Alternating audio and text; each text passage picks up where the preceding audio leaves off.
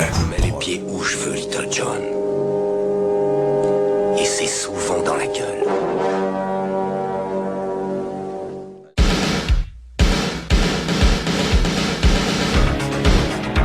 Je connais le kung-fu. Prouve-le-moi. 4e acte. Le petit dragon accroche sa proie. Et avec sa queue, il frappe. Bien joué. Mais une brique ne rend jamais les coups.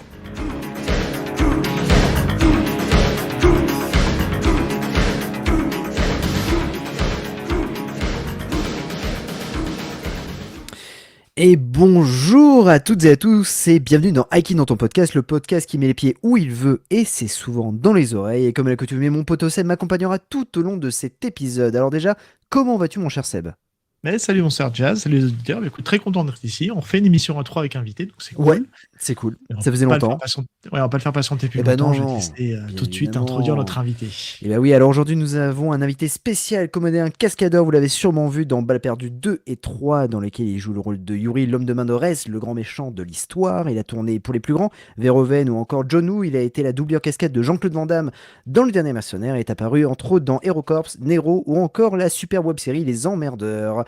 Nous avons l'honneur d'accueillir Quentin Desno. Salut Quentin, comment vas-tu ? Salut, enchanté, je suis très heureux d'être avec vous ce soir et de pouvoir nous aussi. discuter d'arts martiaux, de films et de baston. Ouais, Carrément, ça va être cool. on a hâte. On a très hâte. Est-ce que tu as des choses à rajouter déjà par rapport à la Oui. présentation qui a été un peu courte, mais bon, je l'ai résumé avec des rôles un peu plus marquants. Voilà, donc si tu as des choses à rajouter. Non, c'était très bien, c'est très éclectique, j'aime bien ça. Donc non, c'est très bien et non, j'ai rien Eh ben, à rajouter. Très bonne petite T'inquiète pas, présentation, on a très fait bon la- on a générique fait la- aussi. Ah, c'est- merci. ouais. Ça c'est cool. Ouais, c'est comme on dit, on n'a rien inventé puisque la musique elle vient d'un célèbre film très connu, mais après on s'est un peu amusé à faire un peu de montage. Et encore une fois, on remercie Nostalgeek parce que Ouais. j'aime bien le name dropper parce qu'on a composé l'audio, mais c'est lui qui nous a fait tout le montage vidéo. Donc voilà. Donc Ça marche bien. on a essayé de mettre plein d'high kicks et voilà. Bon, c'est toujours compliqué de voir qui fait quoi parce qu'il y en a beaucoup à la minute, mais bon. En tout cas, merci. Alors, l'émission est simple. On va tout d'abord en fait aller voir ta carrière martiale, puis après on se rapprochera petit à petit sur ta carrière de cascadeur et de comédien. Et pour ta carrière martiale, je vais laisser la main à Seb. Oui, alors parce que je suis un peu la caution martiale de ce Voilà. podcast. D'accord. Mais bon, faut le dire assez rapidement. Je suis qu'un humble pratiquant. Voilà, je j'ai pas ton niveau parce que je pense que t'es. Alors, je voudrais pas offenser nos autres invités, mais en termes de carrière et de palmarès martial, t'es peut-être celui qui est le plus capé qu'on ait eu.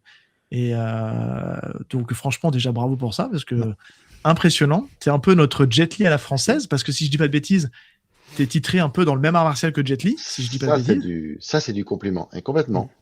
Bon, voilà. C'est du- Donc, c'est du je vais te laisser wushu, en c'est du parler. Taolu. Donc, c'est de la démonstration. Et ta spécialité, c'était quoi, du coup? C'était le sabre, peut-être? Je sais pas si ou tu faisais plein de choses. Je vais te laisser en parler, du coup. Vas-y. Entre autres, mais disons que dans les arts martiaux chinois, parce que le kung-fu, en fait, c'est un terme générique qui désigne tous les arts martiaux chinois. Il y a plein de pratiques différentes, il y a plein de styles différents, mais on va dire que on a tendance à diviser un petit peu en deux grands groupes. C'est tous les styles traditionnels et puis toutes les formes modernes. Dans les années 60-70, la Chine a modernisé le kung-fu pour en faire aussi pour faire de la compétition. Donc il y a eu deux grandes possibilités. Ça a été soit de faire du sanda. Le sanda, c'est la forme pied-point des arts martiaux chinois. Le MMA Donc, chinois, on va dire. Pour faire un simple petit pour peu, les c'est ça, auditeurs. avec des Ah. saisies et des projections.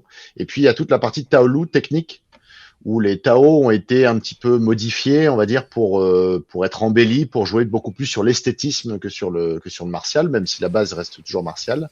Et au sein de cette frange qui s'appelle donc le Taolu, la technique, il y a les styles du Nord et les styles du Sud. On a un petit peu synthétisé plein de styles traditionnels dans les styles du Nord, ça donnait le Chongquan. Le Chongquan, ça c'est ce que Jet Li a fait en compétition quand il faisait partie de l'équipe de Pékin, par exemple. C'est ce que Tony Yen aussi a fait beaucoup, le style du Nord. Donc c'est la synthèse de plein de styles je sais pas si ça va vous parler, mais ça va être du Chachuan, ça va être du Tongpe Chuan, du Baji Chuan, du Bagua Zhang. Le Bagua, on le retrouve dans le film The Grand Master, par exemple. Il y a du Xingyi Chuan aussi. D'accord. Le Tai Chi aussi est un style du Nord qu'on considère comme un style du Nord. Et puis ensuite, il y a les styles du Sud. Et les styles du Sud, ça va être beaucoup plus la région de Canton. Et ça va être le Nanchuan. Donc, c'est plutôt tous les styles comme le Hongar, comme le Wing Chun, comme le Shaolin Foot.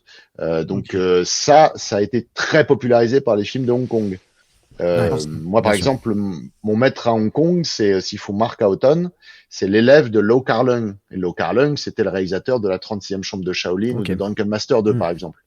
Donc, c'est vraiment tous les styles animaliers. Pour nous, en mandarin, c'est ça. En mandarin, c'est Liu Chialiang. En cantonais, c'est Lau Kar-leung. J'ai halluciné quand j'ai vu ce nom-là apparaître, popper dans parce qu'on a fait un peu de recherche, bien sûr, sur ton truc, et quand j'ai vu que t'avais vu comme Sifu, un des maîtres directs, des élèves directs de Liu Chialiang, je me dis, mais c'est dingue, c'est un truc de fou, parce que on découvre tous ces films, on les regarde, on les consomme, et c'est vrai que ça doit être génial, ça doit être vraiment cool. Ah, complètement. Et mon maître a lui-même été cascadeur sur beaucoup de films de Lau Kar-leung, et donc il a énormément d'anecdotes dessus, et puis aujourd'hui c'est lui qui est à la tête de la famille Lau, donc c'est on est au cœur du truc, et le style que moi-même en plus je pratique et dont je suis le représentant en France, donc ce style de Hongar, cette famille-là, elle est vraiment très influencée par la pratique du cinéma, très influencée par l'esthétisme cinéma, etc. Donc c'est un truc qui en plus moi me correspond parfaitement, parce que c'est ce que j'aimais, c'est les arts martiaux et le cinéma. Et voilà. Et pour terminer juste cette rapide présentation du kung-fu et des pratiques, c'est vrai que les styles modernisés, en fait, moi je fais les deux, je fais du traditionnel et du moderne, mais toute la compétition c'est le moderne, et on va dire que ça sied particulièrement au cinéma, puisque des gens comme Jet Li, des gens comme Tony Yen viennent du wushu, viennent du kung-fu de compétition, et puis ensuite il y a des gens comme Jackie, comme Sammo, etc. qui viennent de l'opéra de Pékin, même si c'était à Hong Kong, mais c'était une branche de l'opéra chinois, et donc en fait tout est fait pour que tout soit visuel, et voilà, c'est parfait pour la scène et pour la caméra. J'espère que j'ai pas été trop compliqué avec toutes les explications. Non, j'ai presque envie d'aller un peu plus loin, si on doit un peu, vulgariser pour les profanes que nous sommes, parce que clairement, nous, aujourd'hui, on est des énormes consommateurs. Alors, moi, je le dis souvent dans l'émission, je découvre un peu sur le tard tout le cinéma de Hong Kong. Alors, j'avais vu les grands classiques, mais là, je vais beaucoup plus loin, en fait, dans le cinéma, justement, hongkongais. Tu parlais de Liu Chialiang, je suis en train de regarder, on a eu un coffret chez Spectrum qui est sorti, que tu as peut-être mis la main dessus. On va retrouver Martial Club, on va retrouver Heroes of the East, on va retrouver il y a 6 films de Liu Chialiang qui sont hyper emblématiques. Je crois qu'il y a les 8 Dragons of Wulong, et justement on retrouve l'acteur Gordon Chan qui est un petit peu la muse de Liu Chialiang, et qui je ne sais pas quelle pratique il avait du kung-fu, mais c'est vrai que ce qui nous manque nous aujourd'hui en vraiment en background, pour vraiment arriver à bien décrypter en fait les films qu'on regarde, c'est d'arriver à identifier les différents styles. Et c'est vrai qu'on associe souvent ces styles-là à des soit à des animaux, soit à des on parle souvent un kung-fu qui est beaucoup plus basé sur la force, sur la puissance, et c'est vrai que c'est ça qu'on a un peu de mal quand tu donnes les noms chinois. Bon, évidemment ça ne nous parle pas, mais toi ton style, c'est plutôt, si on doit trouver plutôt des termes plutôt français, ça va plutôt vers quel genre en fait, visuellement, c'est les poses, tout ça. Parce que nous c'est comme ça en tant que profane qu'on l'identifie. Alors du coup, justement, moi les styles que je pratique, alors après on a toujours, c'est très bien quand on est pratiquant, même si on se spécialise dans un ou deux styles, de pratiquer un petit peu de tout et d'avoir une vision globale, surtout au début quand on découvre le kung-fu. Mais le style que je pratique, donc du coup le Hongar, c'est très connu pour justement ses positions basses, pour son style très puissant. Pour l'animal phare, c'est vraiment le tigre, mais il y a beaucoup de styles animaliers de boxe animalière au sein du Hongar. Donc il y a la grue, il y a le serpent, il y a le dragon, il y a le Tao du singe qui est très connu, que Lau Kar-leung pratiquait à un très bon niveau. Puis il y a la boxe de l'homme ivre, celle du sud. Tout ça, c'est dedans. Tout ça, c'est dedans. Ouais, Ah c'est dans le Hongar. En fait, le Hongar, c'est un style très très vaste. Donc ça qui est très riche. Il y a une vingtaine d'armes différentes. Il y a la danse du lion aussi, qui est très connue aussi pour être pratiquée par les pratiquants de Hongar. Il y a un certain film Wong qui porte le Fei-hung. nom. Wong Fei-hung, forcément. Exactement. Et Wong Fei-hung, il fait partie de ma lignée. C'était un grand maître de Hongar. Donc, Ok. en fait, tout le monde cantonné, on va dire, est quand même très lié avec cette boxe-là, la boxe du Hongar. Et après, tu vas retrouver aussi des animaux dans le Nord, hein, tu vas retrouver plein de styles différents, mais oui, il y a beaucoup de styles qui se sont inspirés des postures animalières. Plus ou moins, Je vais te mais il y a poser- quand même beaucoup D'accord. de styles. Mais écoute, c'est énorme, c'est vraiment cool parce que c'est vrai que nous, c'est des choses qu'on voit dans le cinéma justement de HK, où on voit toutes ces postures-là. Donc c'est vrai qu'on se rend compte que finalement, c'est plutôt les box du Sud qu'on voit dans le cinéma, moins les box du Nord Alors, peut-être. dans le cinéma de Hong Kong, oui, c'est davantage ça. Et ensuite, à partir des années 80, ce que les gens ne savent pas forcément, ils se rendent pas forcément compte, c'est que des films chinois, Mm. vraiment chinois de Chine, il y en a pas trop avant les années 80. Il y a les Ouais. films de Hong Kong, il y a les films à Taïwan. Moi, j'ai une de mes profs qui m'a beaucoup préparé aux compétitions en haut niveau. Elle est à Paris, mais c'est une prof de l'université de Pékin Mm. et qui a grandi dans les années 60-70. Et elle disait, mais nous, on a découvert Bruce Lee dans les années 80-90. Parce que les films de Ouais. Bruce Lee, on les voyait pas en Chine dans les années Ouais. 70. Elle C'est est de la interdit. Chine continentale, elle, du coup. Ouais. Ah, c'est ça. Ah oui, elle Chine était, continentale. c'est ça, elle était ouais. à Pékin. Et en fait, ce qu'on oublie souvent, c'est que la Chine a été quand même fermée pendant très longtemps. Ouais, avec la Jusque dans les années rétrocession et tout ça. 80, Ouais. Bruce Lee, ils connaissent pas. Mm. Ils connaissent par contre Jet Li, qui devient la vraie première star de Kung Fu chinoise, made in China, avec son film Le Temple de Shaolin. C'est en 82, il me semble, 83, le film. Et c'est le premier film chinois de Kung Fu, réellement. D'accord, Ok. ok. Donc, Ah ouais. et là, par contre, c'est les styles du Nord qui vont être mis en avant, quoi. D'accord. Ok. Ah oui, C'est- je savais pas que Jet Li était connu même avant Jackie Chan, en tout cas. Euh, Il a son En, ouais, Chine, en cursus, Chine continentale, en oui. Chine, En Chine continentale, ouais. c'était la c'est grande un star. champion avant Ouais. d'être un acteur. Hein. Ah oui, non, mais c'est sûr. Non, mais c'est vrai que Ouais. Jackie Chan Plus. c'était vraiment la grande star, un peu même internationalement parlant. Et c'est vrai que Ah, Jet Li, complètement. on l'oublie souvent Jet Li parce que Jet Li, il a vraiment une carrière à Hong Kong et il a fait beaucoup, beaucoup, beaucoup de films. Et c'est vrai que on a toujours mis en avant Jackie Chan alors que Jet Li est un véritable crack dans les arts martiaux, quoi. Et même dans Ah les oui, films, hein. oui, mais complètement. Complètement.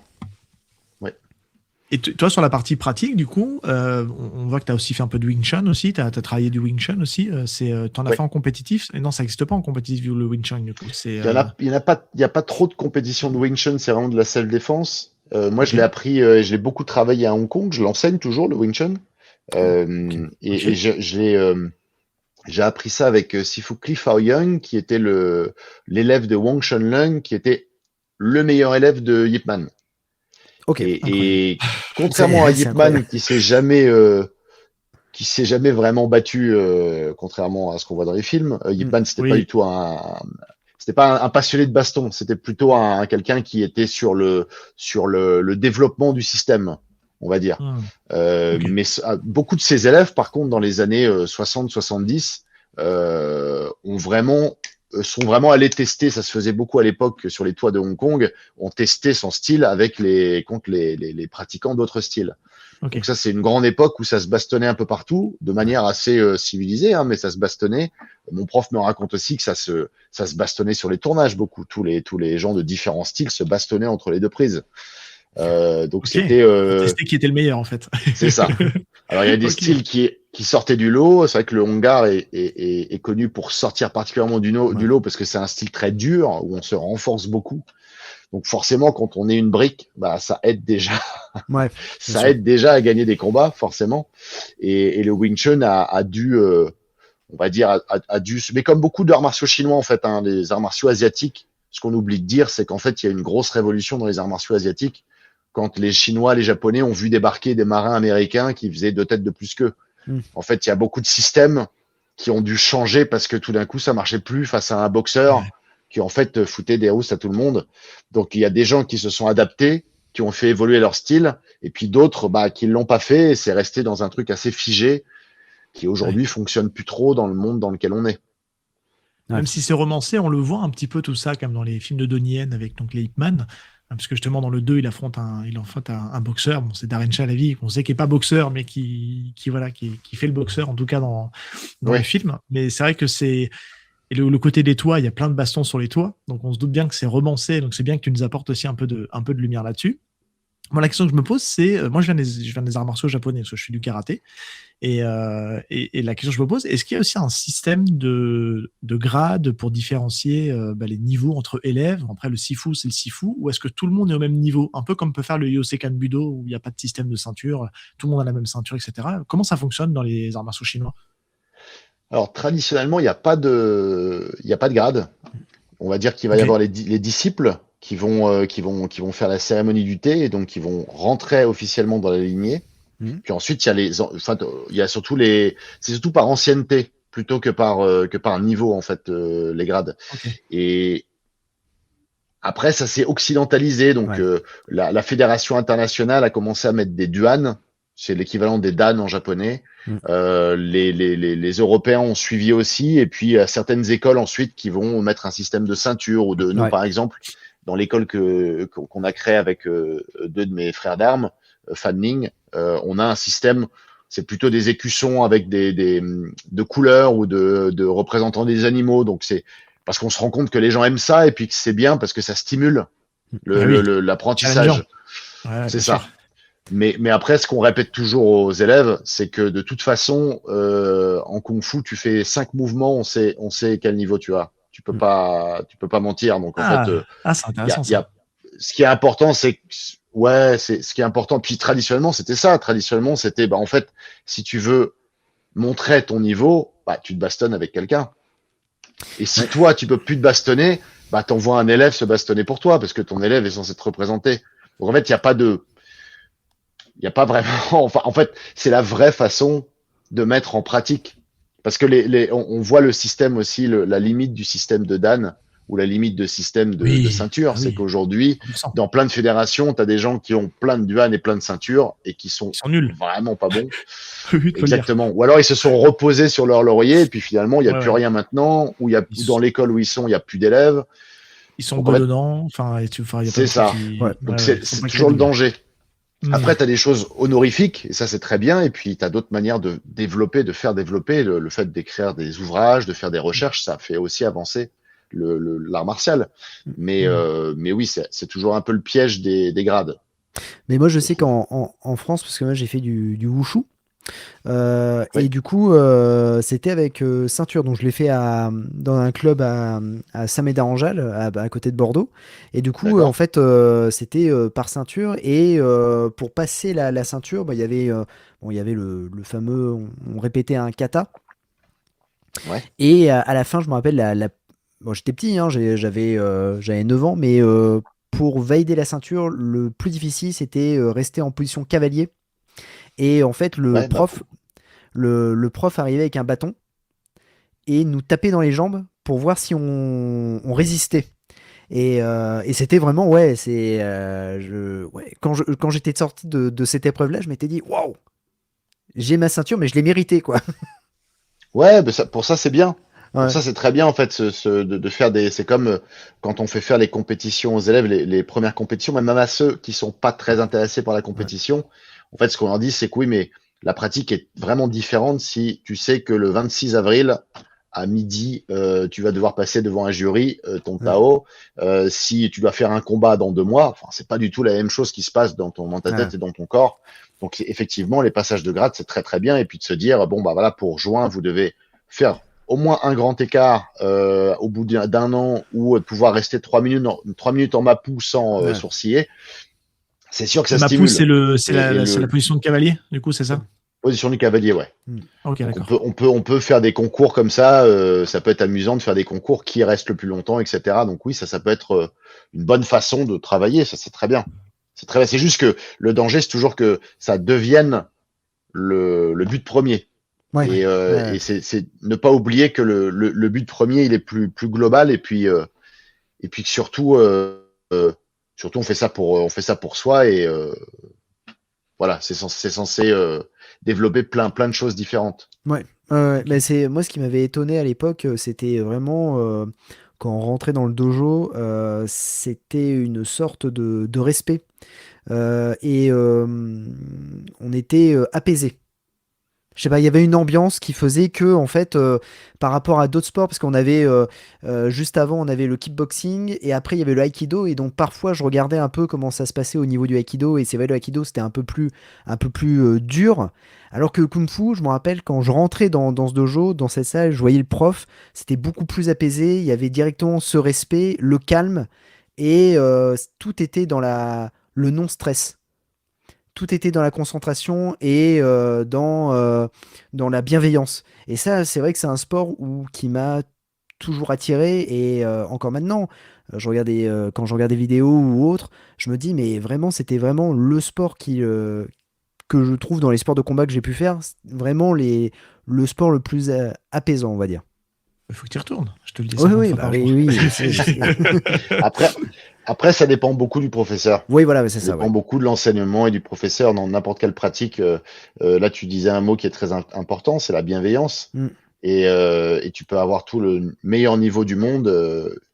Il doit y avoir elle doit être là, elle doit être présente, la bienveillance. Et il y a Mm. plein de cours, que ce soit du kung-fu, du kickboxing, qui peuvent vite devenir toxiques à cause d'un mauvais Ouais, professeur et Complètement. inversement, qui peuvent être le Ah paradis ouais. parce que le prof sait comment aborder les choses, sait s'adapter selon les. C'est ça qui est compliqué avec je trouve, donner des cours, en fait, c'est d'avoir un cours collectif, mais de pouvoir parler à chacun et d'avoir, parce que chacun a sa propre voie d'évolution.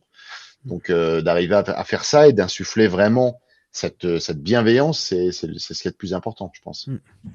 Moi, j'ai une vraie Et question du quand coup, même, tu qu'on peux parle faire un faire peu de. n'importe quoi à n'importe qui. Vas-y, pardon. Oui, carrément, Ouais, ouais. ouais. Parce que tu parlais tout à l'heure de que pour prouver ta valeur, il fallait faire des combats. Est-ce que tu as dû te battre Ouais. pour prouver que tu étais le meilleur? C'est ça, il faut qu'on en parle. Pas beaucoup. Alors oui, du sparring en Wing Chun, j'ai fait pas mal de sparring en Wing Chun D'accord. à Hong Kong. On en faisait très souvent.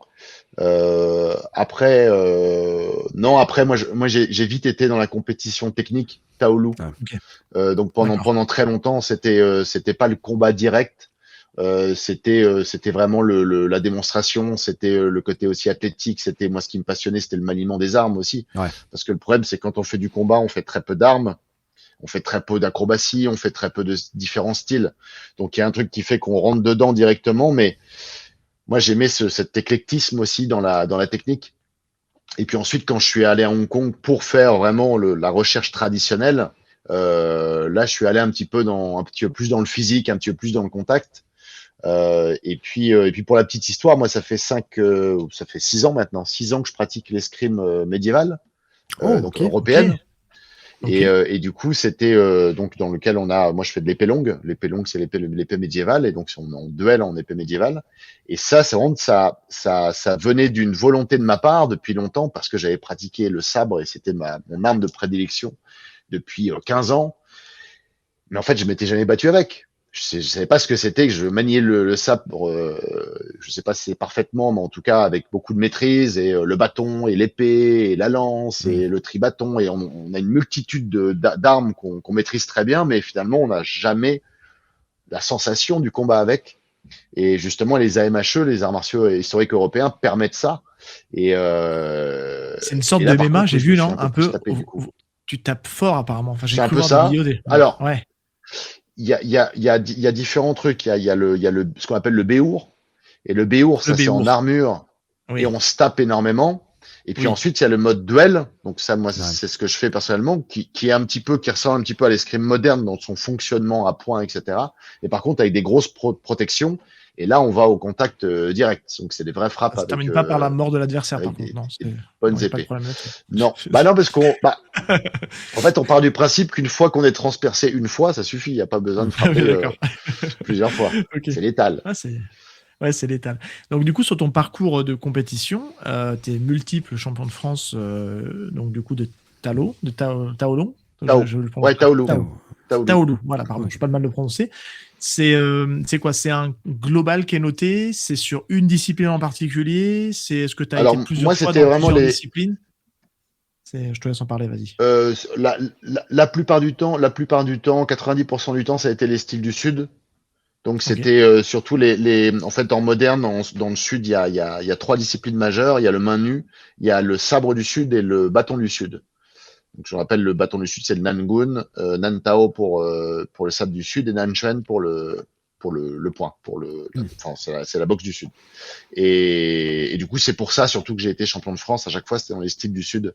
D'accord. Et les notations, elles se font un petit peu comme on peut voir en gym ou en patinage, etc. Il y a toujours une note technique, il y a une note de style, et ensuite il y a des techniques difficiles. Donc nous particulièrement, c'était les acrobaties et les coups de pied sautés, avec des réceptions qui doivent être nickel, etc.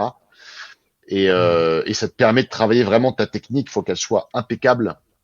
Il faut pas qu'il y ait une seule erreur dans tous tes enchaînements. Il faut qu'ensuite, au niveau démonstratif, tu sois le roi du tapis quand tu passes, on va dire, et que tu aies ton style et que tu aies ta personnalité et que donc c'est ton attitude, tes intentions, elles soient nickel. Et c'est en ça que tu vois, le pont se fait très rapidement avec la scène ou avec le jeu aussi. Ouais. Parce que pour quelqu'un comme Jet Li qui a pratiqué pendant des années comme ça, quand on lui a dit OK, passe devant une caméra, bon, évidemment il y a des choses à apprendre devant une caméra, évidemment, parce que les choses changent un peu, mais grosso modo, il avait un corps qui était fait pour ça, quoi. Ah ouais. On est d'accord que tu avais le même parce qu'on voit Cynthia Rothrock qui a été aussi championne d'Europe ou championne du monde, enfin championne des États-Unis. C'était en wushu aussi, c'était un peu en démonstration. Elle faisait comme toi en fait au final. Oui, complètement de ce que j'ai vu, des démonstrations qu'elle faisait, etc. Oui, elle a fait du wushu. Il me semble qu'elle a dû faire aussi un petit peu de karaté ou des arts martiaux japonais avec. Ouais. Mais oui, je l'ai déjà vu faire des Tao de wushu. Elle bougeait très bien, ouais. Okay. Ouais, carrément. Et c'est marrant que tu dises ça parce que tu en parles de ça. J'ai vu récemment un film qui est assez moyen, on va se le dire, mais qui s'appelle Wushu. Et je sais pas si tu as l'occasion de le voir. Film avec notamment un petit rôle de Sammo qui est produit par Jackie Chan. Et il y a tout un scénario d'enfants qui sont kidnappés et tout autour, mais ça se passe pendant une compétition de Wushu où chacun présente sa petite partition. Bon, il y a du sanda aussi, puisque voilà, mais du coup, ça reprend ce que tu disais. On voit le à point nu, enfin, il y a le côté épée, bâton, et je trouvais que ça collait avec ce que tu expliquais en fait. Donc, je trouve ça complètement. Et il y a un Français qui jouait dedans, Thomas Nguyen, qui était aussi en équipe de France, c'est un pote à moi. Je me souviens très bien de lui. C'est un copain à toi. Ok. Ouais, on était ensemble en équipe et il jouait. Alors lui, il venait de la technique. Aujourd'hui, il fait beaucoup de sanda et il enseigne ça. Mais il a joué du coup un des combattants de sanda dans le sanda, ouais, face à un des gamins. Ok. Ouais, un des rôles principaux, ouais. Ah, c'est super ça. Et donc aujourd'hui, est-ce que tu continues encore parce que tu parlais d'école et tout ça, tu continues à enseigner, à donner des cours en parallèle de ta carrière? Ok. Toujours. Et vu qu'on est plusieurs professeurs dans l'école qu'on a créée, du coup, c'est assez. Puis j'ai mes anciens maintenant, ça fait plus de 10 ans que j'enseigne. Ouais. Donc je peux facilement me faire remplacer les moments où je suis ailleurs, où je suis en tournage. Donc ça me permet d'être toujours collé à l'école et de pouvoir y consacrer le temps que j'ai, quoi. Sur Paris, du coup, ton école? Elle est à Ivry-sur-Seine. D'accord, ok, ouais. Juste à côté de Paris. Ok, ouais. On fera un peu de pub, on mettra un peu de pub en off pour ceux qui veulent aller découvrir. Kung Fu. Moi, on en parle souvent avec Jazz. Moi, c'est un truc. Moi, je suis dans le karaté en ce moment, donc j'essaie de. Encore une fois, on a le côté Dan qui est un peu challengeant. Moi, je suis en train d'essayer de préparer mon deuxième Dan parce que j'ai mis un peu de temps à passer ma noire. Mais c'est vrai que j'ai toujours eu une très grosse curiosité pour la partie Kung Fu. Mais c'est vrai que moi, je suis du côté de la Charente-Maritime. Je suis pas hyper bien desservi par les arts martiaux chinois, mais c'est quelque chose qui m'a vraiment attiré et que j'aurais bien aimé découvrir. Je me dis qu'un jour je découvrirai. Enfin, j'essaierai parce que je trouve ça hyper intéressant. Pour le temps pour découvrir. Ah, c'est sûr. Complètement. Voilà. Et donc, je rebondis par rapport à quand tu faisais tes compétitions, quand tu parles de précision, que tout devait être impeccable, ça t'a du coup, pour le coup, beaucoup servi dans ton métier de cascadeur. Oui, bien sûr. Oui, non, ça sert beaucoup. En fait, il y a, vous l'avez reçu, Manu Londi. Un certain ML. Voilà. Un certain ML. On ne le citera pas. Non. Fan de films d'arts martiaux obscurs, avec des paniers en osier où il cache les films les plus. Ah oui, c'est sûr. On lui dit bonjour s'il nous écoute. Ah bah oui, on le salue. Il nous écoute. De toute façon, il va écouter. Oui, il nous écoutera. Donc, tu es rentré directement chez lui dans la cascade? T'es arrivé directement dans la team de Manu Lanzi ou tu as fait d'autres trucs? En fait, moi j'étais très jeune comédien et je pense que j'étais encore en école de théâtre quand je lui ai envoyé un court-métrage de Kung Fu que j'avais fait avec des potes. Et peut-être des extraits de compétition, etc. Je lui avais envoyé ça parce que moi, je lisais dans les années fin des années 2000, tout ça, je lisais les Karaté Bushido où il avait une chronique. Ça me rappelle Voilà, quelqu'un. c'était Manu Lanzi qui était cascadeur, qui avait été dans le pacte des loups, etc. Hop, il avait à chaque fois, il allait chercher au même endroit que moi dans la petite les petites boutiques DVD dans le 13e, dans le quartier chinois. Ouais, totalement. Et en fait, on avait à l'époque les VCD directement importés de Hong Kong, donc on avait tous les derniers Tony Yen, etc. C'est la seule manière de voir d'ailleurs à l'époque les Tony Yen, parce qu'il n'y avait pas vraiment encore de streaming et de plateforme. Et du coup, il faisait des critiques là-dedans. Et donc un jour, je l'ai contacté parce que j'avais, je pense, un ou deux contacts en commun avec lui. Et puis Tu as répondu à ton mail ou pas, toi? Parce qu'il y a Oui. un certain réalisateur qui est passé sur ce podcast. Apparemment, il lui a pas répondu à son mail. Voilà. Ah. Voilà. Moi, je l'ai contacté par Facebook. Que tu connais bien apparemment aussi, ce réalisateur, accessoirement. Enfin bref, on en parlera tout à l'heure, mais un certain GP. C'était Guillaume. Oui, Ah, c'est ouais. vrai. Ça, je les règle, je les laisse régler, c'est leur différent, mais oui, il avait répondu vraiment super sympa. Il m'avait proposé, je lui ai dit ouais, s'il y a moyen qu'on se rencontre, il dit bah il y a pas de souci, demain, genre pour un café et il m'a dit tous les trucs avec son franc-parler habituel. Il m'a dit tous les trucs qui étaient bien et tous les trucs qui étaient pourris. Et il m'a dit voilà, ça va chier, ça va pas, ça, c'est là, mais ça passe bien, ça c'est cool, ça c'est bien. Et en fait, il m'a fait comprendre surtout que ok, j'avais tout ce savoir martial, mais que devant une caméra, bah il y a plein de choses à adapter. Et donc ça s'apprend. Et il m'a invité à venir s'entraîner avec lui. Et donc j'ai commencé à m'entraîner avec lui. Et bah oui, j'ai dû. Alors à la fois j'ai dû apprendre ou réapprendre plein de choses par rapport à la caméra. Et puis il a fallu aussi, il fallait que je puisse, comme il dit, cradifier un petit peu tous les mouvements que j'ai, parce que effectivement, quand on a un passé martial, on a quelque chose de très propre. Donc ça peut coller avec certains personnages ou certaines choses qu'on va, voilà. En fait, même très propre, ça peut coller par exemple avec quelqu'un qui vient de ce truc-là. Par exemple aussi dans Balle perdue, le fait que Yuri, le personnage, est censé être, on imagine, quelqu'un de très carré et qui a sans doute une formation militaire. Donc qu'il ait des techniques qui fassent penser à du Wing Chun ou à du Krav Maga, c'est super. Mais un personnage comme Alban, par exemple, il interprète vraiment quelque chose de plus brutal et d'une violence un peu moins technique. Du coup, bah, faut pouvoir casser ça. Faut pouvoir casser le côté technique et faire des frappes beaucoup plus sales que ça, quoi. Et donc, il m'a appris à faire tout ça. Et puis, en même temps, comme tu dis, par contre, le fait d'être aussi pointilleux dans la compétition de Wushu, ça fait que on n'a pas de mal, en fait, à retenir des chorégraphies. On n'a pas de mal à les reproduire. On n'a pas de mal à faire 1 millimètre plus à gauche, plus à droite, etc. Ça, c'est une grande chance quand on vient de toute façon des arts martiaux, c'est qu'on a cette rigueur-là déjà d'habitude, et c'est forcément plus facile de refaire 10 fois la même chorégraphie, de la faire au détail près, de la faire au timing près, un peu comme un danseur, tu sais. Moi, j'ai des élèves des fois qui viennent de la danse. C'est excellent à bosser. Très facile pour eux d'apprendre une chorégraphie. Ils sont ultra souples, ils ont le rythme dans la peau, ils ont forcément le timing. Forcément. Ouais, complètement. Exactement. C'est top.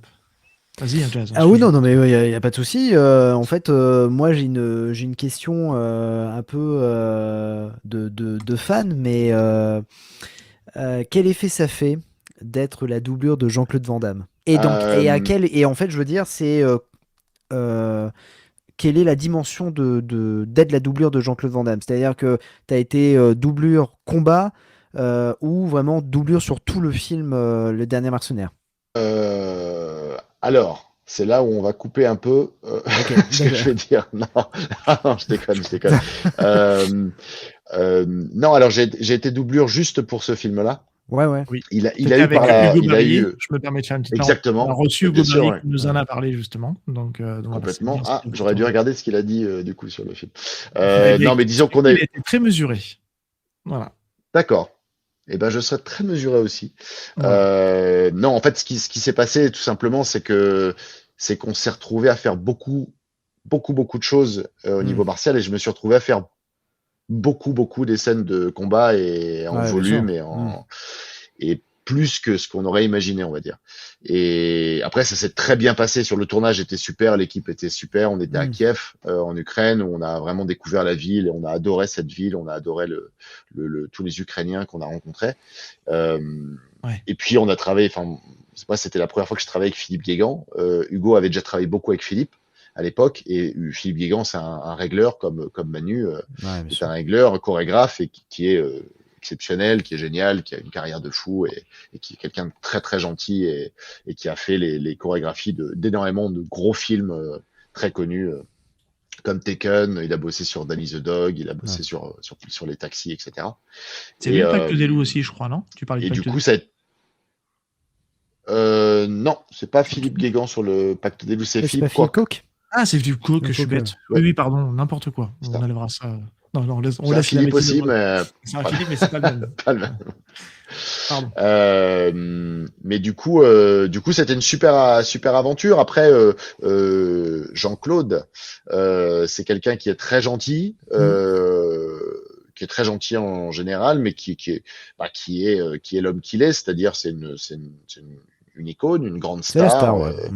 qui a ce côté à la fois très simple il le dit lui-même, c'est le petit gars de Bruxelles, avec qui on va faire une séance de muscu le soir, et puis il va commander des œufs durs pour tout le monde pour avoir des protéines, et puis il va me montrer tous ces petits exercices, et puis j'avais ma chambre juste en face de la sienne, donc ça m'est arrivé 2-3 fois d'aller boire le thé dans sa chambre, et puis il raconte plein de choses, et puis il est très gentil, et puis à la fois, c'est aussi la star qui se pointe pas forcément à l'heure, qui Ouais. Qui est un peu diva, on va se le dire. Ouais. Bon, il a cette réputation-là, c'est pas un secret de Ouais, et polichinelle. puis Mickey Youn en avait Oui, parlé voilà, pour donc, le jardinier. Hein.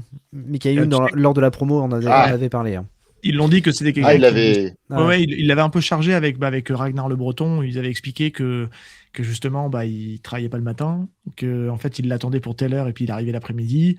Je l'ai sous-entendu à Hugo, il m'a fait un signe de la tête parce qu'il voulait pas forcément enfoncer, mais il m'a dit voilà, c'est comme ça. Il faut s'adapter à ce monsieur parce que il a des fois un peu des côtés un peu c'est ça, diva. en fait, fallait C'est s'adapter. pas méchant de le dire, et- c'est la réalité. Hein. C'est comme ça. Hein. Oui, c'est On a sûr, le c'est problème, sûr. hein. Mais c'est vrai qu'on s'attendait pas à ce que ce soit parce que ce qui se passe la plupart du temps quand il y avait beaucoup de scènes de combat en plus dans le dernier Mercenaires. Ouais. On s'attendait, on va dire, à avoir toujours sur chaque baston, on avait 2 ou 3 jours.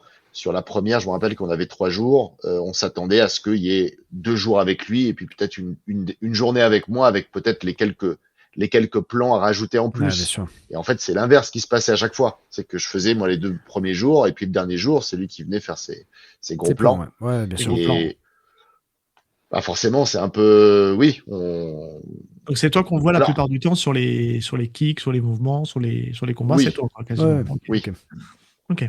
Oui, puis ça se voit parce on m'a grimé beaucoup, on a rajouté du coup des perruques aux personnages, on a rajouté des trucs pour que ça se passe moins, que ça se Oui, voit moins. mais je vais préciser un petit truc quand même.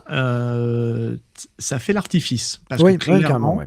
tu arrives quand même, tu as bien réussi à imiter son style, imiter sa façon de bouger. Et ce qui fait qu'en fait, c'en est même presque perturbant par moment parce qu'on a vraiment l'impression qu'il a fait certaines choses. Alors que c'est toi qui es derrière. Et c'est vrai que c'était un échange qu'on avait eu avec Manu Lanzi, c'est que c'est un travail réussi quand une doublure cascade arrive à épouser le style Bien sûr. de la star qui double. On va se dire les choses. Van Damme, il a 60 balais passés. Il ne peut plus faire ce qu'il faisait à l'époque. À l'époque, c'était surtout pour revoir ces films encore maintenant, c'était fait un kick en gros plan et puis c'était tout. C'était souvent un kick filmé et puis après on arrêtait. Il n'y avait pas vraiment de chorégraphie de combat. Tu vois, c'était pas vraiment un truc. C'était un kick. Exactement. Un coup de poing. Ouais, bien sûr. Exactement. Là, dans le dernier Massa, il y a des vraies chorégraphies de combat qui sont vraiment chouettes. Je suis pas ultra fan Il y a du film, des mais très c'est longue chorégraphie. Ouais, exactement. bien sûr. Mais c'est moins pire que le jardinier. Je trouve que moi, j'avais pas passé un mauvais moment devant le Ah oui. dernier mercenaire. Mais Oui. pour le coup, tu fais un super taf. C'est pas pour te voilà parce qu'on c'est perturbant parce qu'on se dit c'est lui en fait et en fait non c'est toi. C'est gentil. Après, je dirais aussi que c'est plus facile, c'est vrai, d'épouser un style comme celui de Van Damme, qui lui a vraiment son style à lui, sa façon de bouger. Oui. C'est très singulier, donc en fait, on peut plus facilement se mettre dans puis on a grandi en plus avec sa façon de bouger, Ouais, ses bien sûr. trucs, etc. Oui. Donc c'était quand même un plaisir parce que justement Philippe s'était fait plaisir sur les les chorégraphies. Il y avait plein de choses qui étaient super sympas.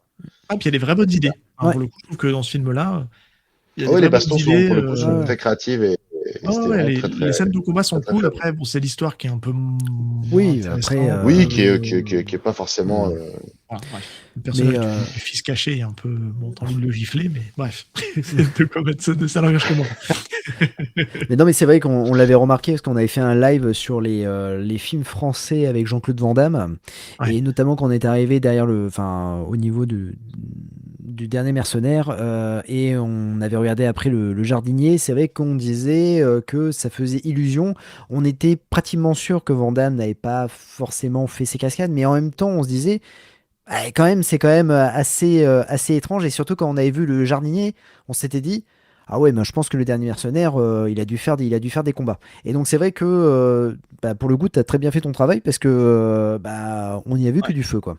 Parce que le jardinier, il y a beaucoup plus de plans Ouais. rapprochés que par rapport aux dernières scènes où il y a des plans plus larges. On voit Oui, Ouais, c'est ouais, sûr. ouais. Ouais, mais en fait, c'est tout ça. C'est tout simple. C'est pas forcément tout simple, mais dans le dernier mercenaire, en fait, malheureusement, tous les plans larges sont des plans de profil Ouais. ou les plans de non, mais dos. ouais, bien Les sûr. plans de profil sont cachés souvent par une capuche ou par des perruques.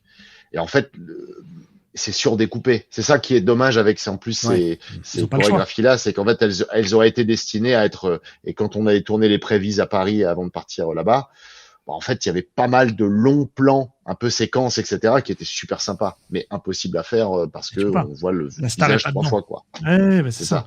Et est-ce que c'est toi qui fais C'est un casse-tête pour le réalisateur, non c'est. Ouais, c'est- bah oui, Ah oui, clairement. clairement. Ah ouais, forcément. C'est toi qui fais le grand écart au tout début du film en hauteur sur les. C'est lui qui le fait ou c'est toi du coup tu sais, le grand écart au moment où il tombe sur les ennemis. Sur les. Ah non, non. Alors c'est ni moi ni lui. Pour le coup, c'est un Ukrainien qui l'avait fait parce que pour cet écart-là, parce que moi j'ai fait l'écart sur deux autres séquences, Ok. l'écart latéral, mais là pour celui-ci, il fallait avoir un écart facial presque positif. Donc c'est-à-dire avoir plus que l'écart facial parce Ouais. qu'il fallait Ah ouais, qu'il se maintienne et Ok. que son corps en fait puisse et on avait testé à la salle, etc. Et moi je pouvais pas tenir aussi Aussi longtemps. longtemps en Ouais, écart ouais, bien sans sûr. avoir aucune donc c'est un cascadeur ukrainien dont j'ai oublié le nom qui a fait juste cette action là parce que bon, c'était pas possible de le faire autrement. Ok. Bon, tu vois, voilà. T'as enlevé un mystère de tournage. Et comment on se retrouve sur un film de John Woo? Parce que ça, c'est franchement, ouais. c'est assez incroyable quand on voit dans ta filmographie que tu as joué dans la nouvelle version de The Killer. Ouais. J'ai pas osé la voir Honnêtement, encore. non, non, mais alors, moi je l'ai vu. Bon, l'original est toujours haut dans mon Ah cœur, bah oui, bien mais sûr. ce que je veux dire, c'est assez sûr. impressionnant. Pour toi, tu as dû te dire, waouh, je tourne pour John Woo. Ouais, incroyable. Ah oui, bah ouais. Revenons avec Ah ton oui, passif. complètement. Ouais. Ouais, un truc de fou, quoi. Ah oui, non, c'était complètement fou. Et en fait, moi, j'avais passé le casting cascadeur. Ok. C'était C'est intéressant Vincent ça. Bouillon et Aurélia Hagel qui s'occupaient d'organiser le casting cascadeur. Il y avait donc le régleur, c'est Greg Smurs. C'est un régleur américain très connu qui s'était occupé de un ou deux Missions Impossibles, Mhm. qui s'est occupé de plein de grosses productions, gros Le nom me blockbusters. parle, ouais. Ok. Et du coup, c'est lui qui était en charge de l'équipe, enfin de tout, parce que c'est quand même les Américains qui réglaient. Et puis c'était Vincent Bouillon, du coup, qui est un très grand cascadeur français qui s'occupait du coup de la partie française, on va dire. Il y a toujours un assistant, on va dire, français. Et bref, j'avais passé ce casting-là. En fait, c'était un casting de baston, c'était un casting de combat, etc. Et puis j'avais dit que je jouais aussi. Et puis j'ai été repéré en fait par Greg Smurs qui je me rappelle a dit devant moi lui je le veux en rôle, lui je le veux en rôle. Ah, ça va être trop cool, ça. C'est juste Ah marrant ouais. parce qu'en fait il l'a dit à côté de moi en anglais et puis en fait il m'a regardé puis il dit bah mais ouais, en fait tu me comprends Ouais. en fait. Je dis oui j'ai compris c'est très bien, moi je suis content que vous me voulez en rôle. Et donc ils m'ont mis en rôle du coup en rôle action avec Ouais. avec un autre assistant euh, Trevor, un autre cascadeur, et donc on est les deux tueurs on poursuit du coup ce killer dans l'hôpital, etc. Et ça a été une aventure aussi ce tournage-là, parce que ça a été un tournage assez lent qui à cause de la grève des scénaristes, du coup, a repris un an plus tard. Donc c'est un truc qui a traîné un petit peu. Donc on a fait énormément de jours sur les. Je devais, je pense, faire 5 ou 6 jours au départ et je me suis retrouvé avec 15 ou 20 jours parce qu'à chaque fois on retournait les trucs, on retournait, etc. Mais en tout cas, j'étais extrêmement content de me retrouver dans un gunfight, donc le gunfight de l'hôpital, avec John Woo qui me prenait par la main pour me mener, pour me montrer devant tout le monde un petit peu le périple que je devais faire. Et je me dis, putain, il y a John Woo qui est en train de me dire. Qui me tient la main, je ne me lèverai plus jamais la main. C'est ça. Ouais, c'est ça. Et puis à la fin, qui me dit, viens, on va prendre une photo ensemble. J'ai dit, c'est très bien ce que tu as fait, etc. Bon, putain, je vais essayer de garder l'esprit clair. Il y a John Woo qui m'a dit que bon, voilà. Donc, non, oui, c'est super. C'est super. De dire, dirigé sur un gunfight par John Woo, oui. Comment il est? Parce que nous, on le voit dans les dernières apparitions qu'il peut avoir, on le sent très, très diminué. Comment il était sur le tournage? Est-ce qu'il a encore cette énergie qu'il avait Alors, forcément moins parce qu'il avait fait un AVC 2 ans plus tôt. Donc, il est un petit peu diminué physiquement. Après, il a l'esprit clair. C'est juste que, oui, effectivement, il prend un peu plus de temps et quand il veut te dire quelque chose, du coup, il vient tout près de toi et puis il te touche et puis hop, il te parle et puis il a souvent un assistant qui est avec lui des fois pour faire le lien, etc. Oui, non, il est diminué, mais il y a quand même beaucoup de monde sur le plateau, donc ça, c'est pas ça qui retarde le tournage, quoi. Tu as cité Aurélia Hagel, qui, je trouve, a une carrière aussi assez impressionnante. Incroyable. Moi, je trouve, c'est avec Jazz, on disait, c'est vraiment dans les personnes qu'on aimerait recevoir dans le podcast. Elle fait partie d'une shortlist où on aimerait vraiment beaucoup la voir parce que je trouve qu'elle a un parcours assez fou. Elle arrive à choper des super rôles, elle double des grandes stars et puis martialement, elle est hyper intéressante. Elle vient du Sanda, puisque elle a fait de la compétition au niveau de Sanda. Donc, elle vient aussi des arts martiaux chinois. Elle a fait du taekwondo aussi, mais elle a fait aussi une grosse partie de l'arts martiaux chinois. Et je trouve qu'elle a un parcours super intéressant puisqu'elle fait aujourd'hui. Et à l'image de toi, elle mériterait clairement un jour d'avoir vraiment elle a fait des petits rôles où on la voit vraiment dedans, mais elle a un vrai pur rôle, pas juste doubler quelqu'un. Et je me souviendrai toujours d'une vidéo que j'ai vue, c'est qu'il y a Dave Bautista qui dit à un moment donné qu'il va lui offrir un rôle où elle pourrait être dedans. Et on n'a toujours pas vu ce film, donc je ne sais pas si un jour il sortira, mais donc je ne sais pas si elle l'a fait ou pas finalement, mais ou alors on l'a peut-être loupé. Mais il disait qu'elle avait une vraie gueule de cinéma, entre guillemets.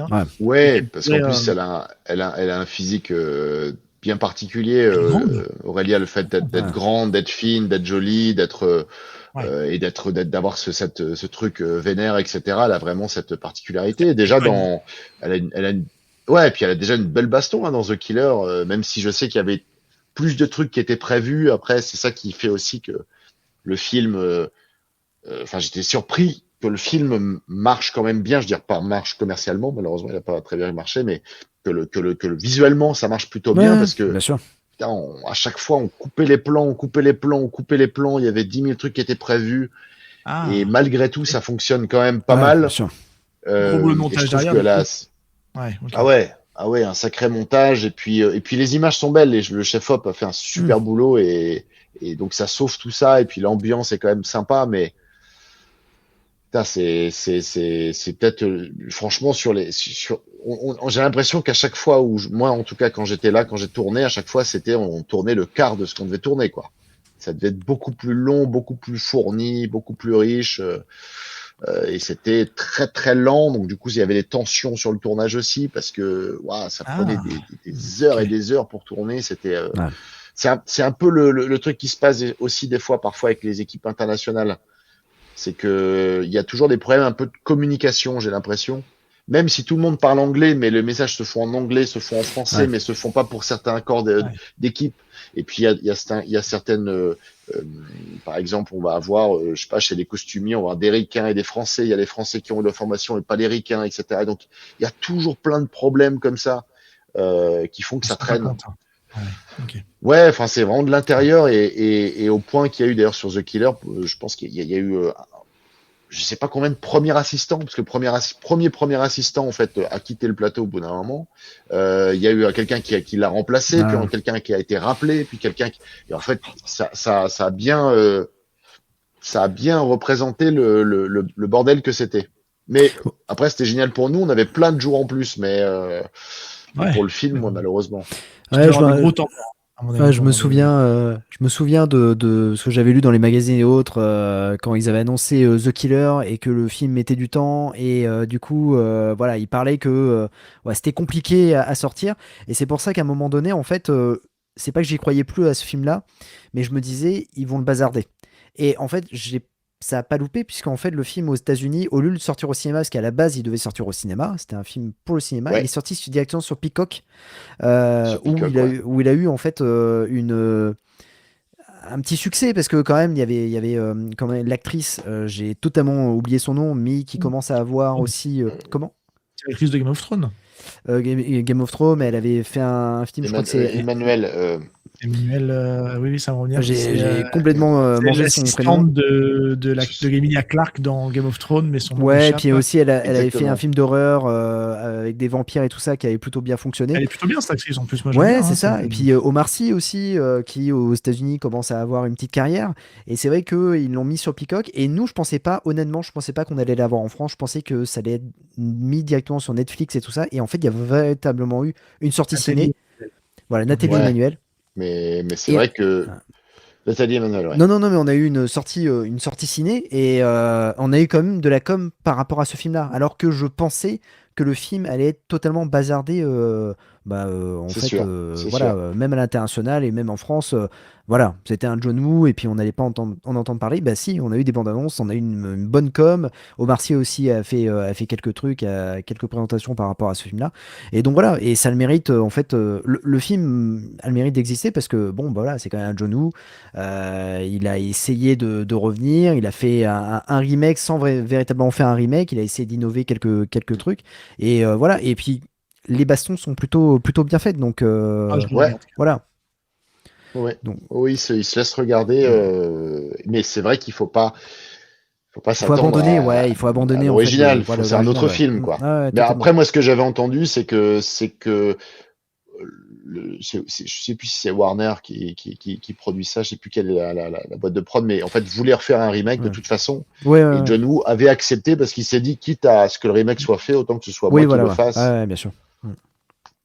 Donc, si on considère que c'est pas un remake, Ouais, c'est un bon petit Oui. film d'action. ouais, Voilà. Ouais, je totalement. pense qu'il y a trop d'attentes de l'original et qu'il Oui, est voilà, forcément ouais, Oui, pas c'est à ça. l'original. Il aurait pas Ouais. dû s'appeler The Killer en fait. Il aurait dû Ouais. s'appeler, j'en sais rien, il aurait dû prendre un autre nom et C'est sortir ça. en tant qu'un C'est autre film de comme, John c'est Woo. comme le prochain Highlander, il devrait pas s'appeler Highlander. Ah, oui. Ouais, toi, tu as Ouais, vu les ouais, premières photos. j'ai- T'as vu les premières photos. Ouais, j'ai vu les premières Ouais, photos voilà. et, Et il doit avoir des infos. et en Tu as des infos, je suis- à vous. T'as des infos du off. Non, même pas. non, alors, j'ai quelques potes qui ont bossé dessus ou qui devaient Ouais. bosser dessus, etc. Et je sais juste qu'ils ont attendu parce que Ouais. il y a Henry Henry Cavill Cavill s'est qui blessé, s'était ouais. blessé, Ouais. exactement, et donc ça a pris du retard, etc. Donc c'est toujours en cours. Mais non, c'est juste que étant fan de l'original, du premier, hein, seulement Ouais. évidemment, le seul, le vrai, je Ah, pense tu que n'aimes c'est pas le 2? tellement. Le 3, le 4, le Ça aurait- 5? Ah, voilà. Ça aurait pu, mais non, ils sont passés à côté. Mais, À côté du sujet complètement. Ouais. mais c'est tellement enclavé dans une époque. Ouais, ouais. C'est la musique de Queen, c'est Ouais.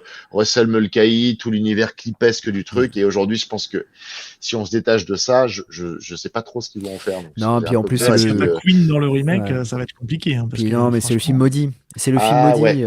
Ça fait 20 ans qu'ils essayent de mettre en place le remake. À la base, c'était Ryan Reynolds qui devait jouer dedans. Après, il y a un réalisateur français qui devait réaliser ce film-là.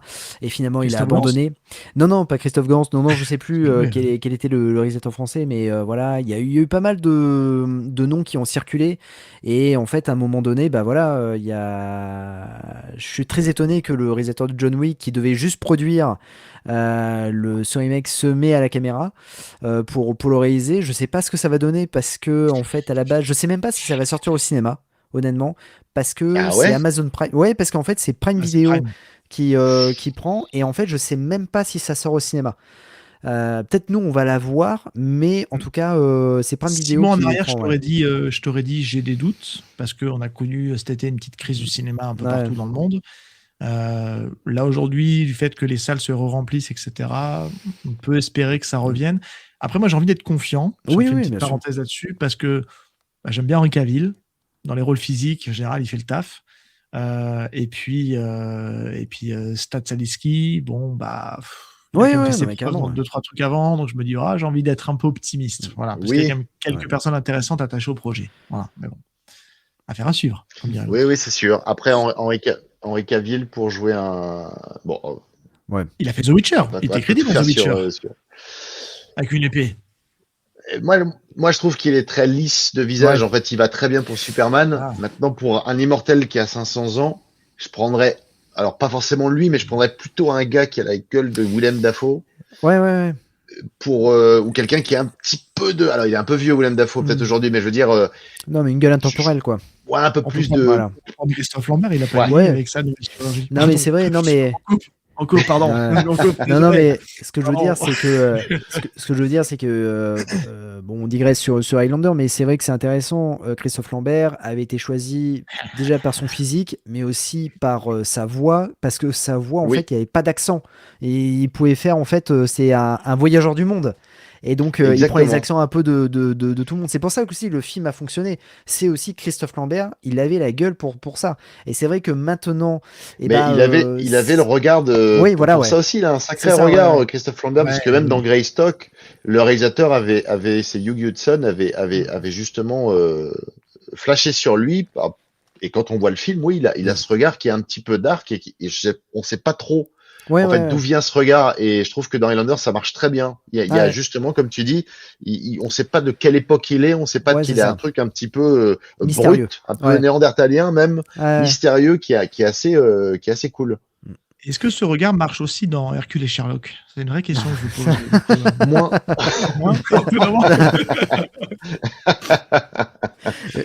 Moi, j'avais une question. Désolé j'avais- Christophe, hein, si tu nous écoutes, voilà, pardon. J'avais une question parce que tu parlais que en fait pour The Killer, tu avais été casté au niveau de la cascade et on t'a pris en tant qu'acteur. Ce qui est intéressant de savoir, c'est quand tu es acteur, est-ce que on vient te voir, sachant que tu es cascadeur, on vient te voir en disant, est-ce que tu peux nous aider peut-être à coordonner une cascade ou est-ce que tu peux nous aider à doubler une personne?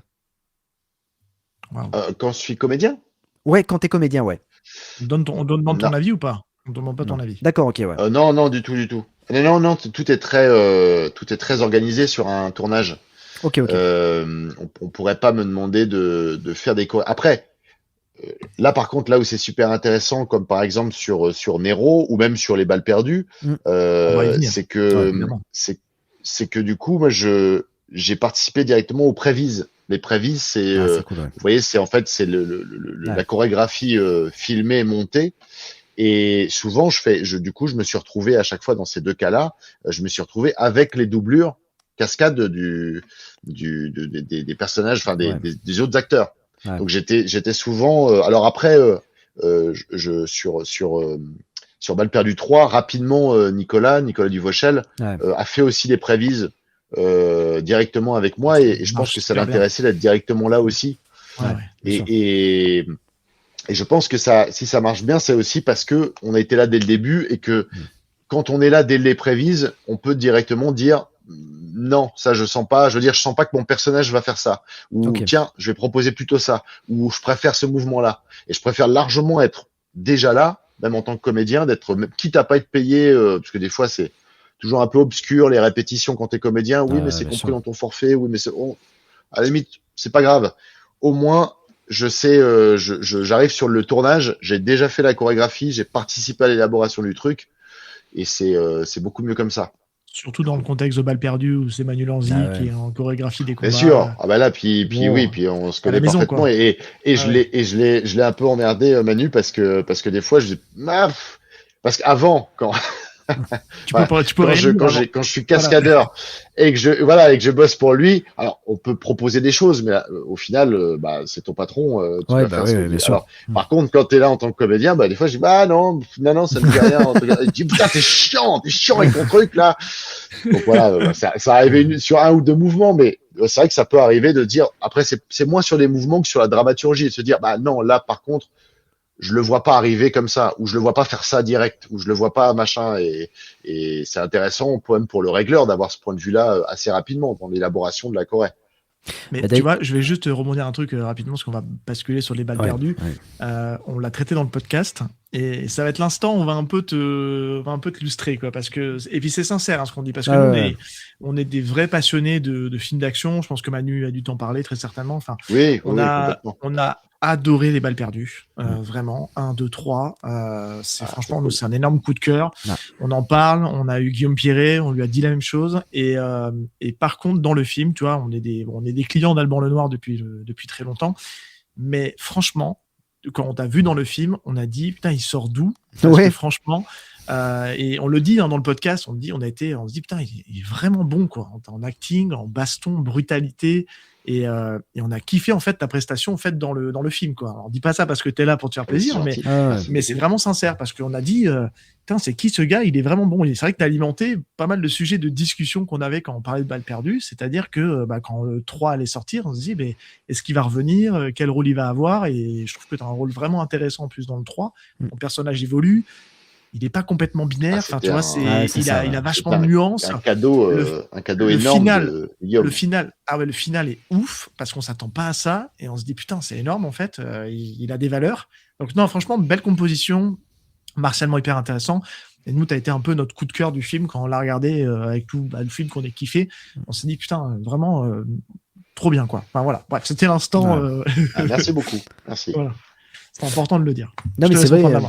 Mais c'est vrai que Balles perdues, c'est un peu le film qui t'a mis en lumière, vraiment, parce que personnage culte, démonstration martiale, mais de dingue, et puis charismatique. Enfin, franchement, quand tu arrives devant la caméra, tu crèves l'écran. Honnêtement, tu en imposes, et même, j'ai envie de te dire, dans les méchants de Balles perdues, dans le 2, quand tu arrives, ok, on se dit, waouh, il y a un nouveau candidat. Ouais, il y a un nouveau candidat. Sens, on dit, mais ce mec-là, il est dangereux. Voilà. Mais c'est vrai que dans le cinéma, il y a toujours, dans les cinémas d'action, il y a le héros. Donc le héros, voilà, il a ses démons ou autres, et c'est vrai qu'il va porter le film. Mais il y a toujours une contrebalance sur le méchant. Et le méchant, il faut toujours, enfin pour moi, mais qu'il soit emblématique, charismatique, et qu'il puisse rivaliser avec le héros. Et c'est pour ça qu'on dit l'antagoniste. Mais et c'est vrai que là, on avait d'un côté Alban Lenoir, et là, franchement, il y avait vraiment quelqu'un pour contrebalancer ça. Et voilà, tu correspondais vraiment vraie gueule de méchant, en fait. Vraie gueule de méchant. Mais oui, c'est vrai. T'as pas peur d'être enfermé dans un rôle de méchant, parce que pour le coup, t'as une vraie gueule de méchant dans les films. Hein. T'as peut-être gentil. Mais pas du tout, parce que c'est super. C'est super de jouer le méchant. D'accord, ok. Non, c'est super. Et puis dans Nero, c'est rebolote aussi. Et puis, mais sinon, c'est super. C'est super. C'est super d'avoir ce. Et puis en plus d'avoir, comme tu disais dans le troisième, d'avoir cette ambivalence comme ça, cette ambiguïté dans le personnage avec ce final. Ouais, en plus. Ah oui, non, c'était un plaisir ça, c'est le genre de scénario quand tu reçois et que tu lis le scénario, puis tu arrives à la fin, tu dis, oh, c'est génial, le retournement de situation à la fin, il est super, et ça fait du personnage à quelqu'un de beaucoup plus complexe qu'il n'y paraît, et interprété, c'est un régal. C'est une espèce de T-1000 dans un film français. Ça fait quoi de faire partie un peu de cette aventure-là? Parce que je trouve que honnêtement, on n'a pas arrêté de le dire, on a fait un peu notre propagande à notre humble niveau. Mais Balles perdues, Les Orphelins, enfin toute cette vague de films là qu'on a eu ces 3-4 dernières années là, qui font vraiment du bien, quoi. On se dit putain, les Frenchies, on sait aussi faire du cinéma d'action qui tabasse, qui envoie, qui peut être brutal. On a parlé du Roy aussi, nous en termes de d'action, on a kiffé, on s'est dit putain, on sait faire des trucs, quoi. Excuse-moi, je suis vulgaire, mais c'est pas grave, mais il n'y a pas que les Américains ou mais les Anglais, complètement. et en français, on a des vrais gens talentueux pour le faire, et ben, ça témoigne avec notamment Balle perdue et ce que vous avez pu proposer, et ça, c'est cool, quoi. Donc, ouais, qu'est-ce que ça fait du coup de faire partie de cette aventure, hein. C'est d'être ouf, quoi. C'est une très très grande fierté. Vraiment une très grande fierté. Et puis ça se ressentait en fait sur le tournage. Sur le tournage, moi j'étais dans le 2 et dans le 3. Et c'était vraiment une grande famille. Et puis surtout, et c'est ça qui me plaisait autant sur le tournage du 3, c'est que c'était vraiment pas dans une ambiance de bon, c'est le 3e, on remet un peu le couvert. Non, c'est le 3e, on fait mieux, comment on peut faire mieux, comment ça peut être encore plus sympa, comment on peut. Et ça, c'est génial. C'est génial. L'ambiance, c'est génial. Et puis, du coup, rien que la baston du tram, on était complètement lessivé avec Nicolas, mais putain, on voulait y aller, on y allait, on s'est tapé, mais c'était un kiff pas possible. Et on se rend compte aussi à quel point, c'est pas tous les jours qu'on est sur un film français où en plus t'as un réalisateur qui est vraiment passionné d'action, qui aussi laisse le régleur du coup être réalisateur seconde équipe, faire la réal, la co-réal avec lui, etc. C'est cool pour Manus. Ça c'est et sur Nero, c'est ce qui s'est passé aussi. Hein. C'était Godefroy Riegvert qui vient aussi du Wushu, qui est un régleur qui bosse beaucoup qui bosse en ce moment avec Guy Ritchie et avec le transporteur. John Statham. Statham, avec John Statham depuis 2-3 films et qui avait bossé sur The Witcher. Et donc c'est un Français qui fait beaucoup de projets internationaux et qui est un ami aussi. Et quand on a fait il y a toutes les scènes d'action de la série ont été tournées avec une seconde équipe dirigée par lui, et ça fait vraiment la différence. Et ça fait plaisir. Ça fait plaisir de se retrouver en France sur une série Netflix ou un film Netflix et d'avoir vraiment les meilleurs qui soient aux commandes des scènes d'action. Et je parle même pas des scènes de voiture. Ouais. Anthony Faux et Manu nous ont recommandé Nero. Il faut qu'on arrive à le regarder parce qu'ils nous ont dit qu'il faut vraiment le regarder, ça tabasse sévère et tout ça. Puis on voit qu'on n'a pas pris le temps parce qu'il y a quand même beaucoup de choses à voir. Il y a 8 épisodes, tout ça. Mais oui, ça malheureusement, il n'y aura pas de deuxième saison. Ah, ok, d'accord. C'est vraiment très dommage parce que je trouve que ça aurait mérité. Et en plus, j'ai vraiment eu beaucoup de retours. Faut dire pas sur moi particulièrement, même si ça fait toujours plaisir, mais sur la série. Il y a beaucoup de gens, en fait,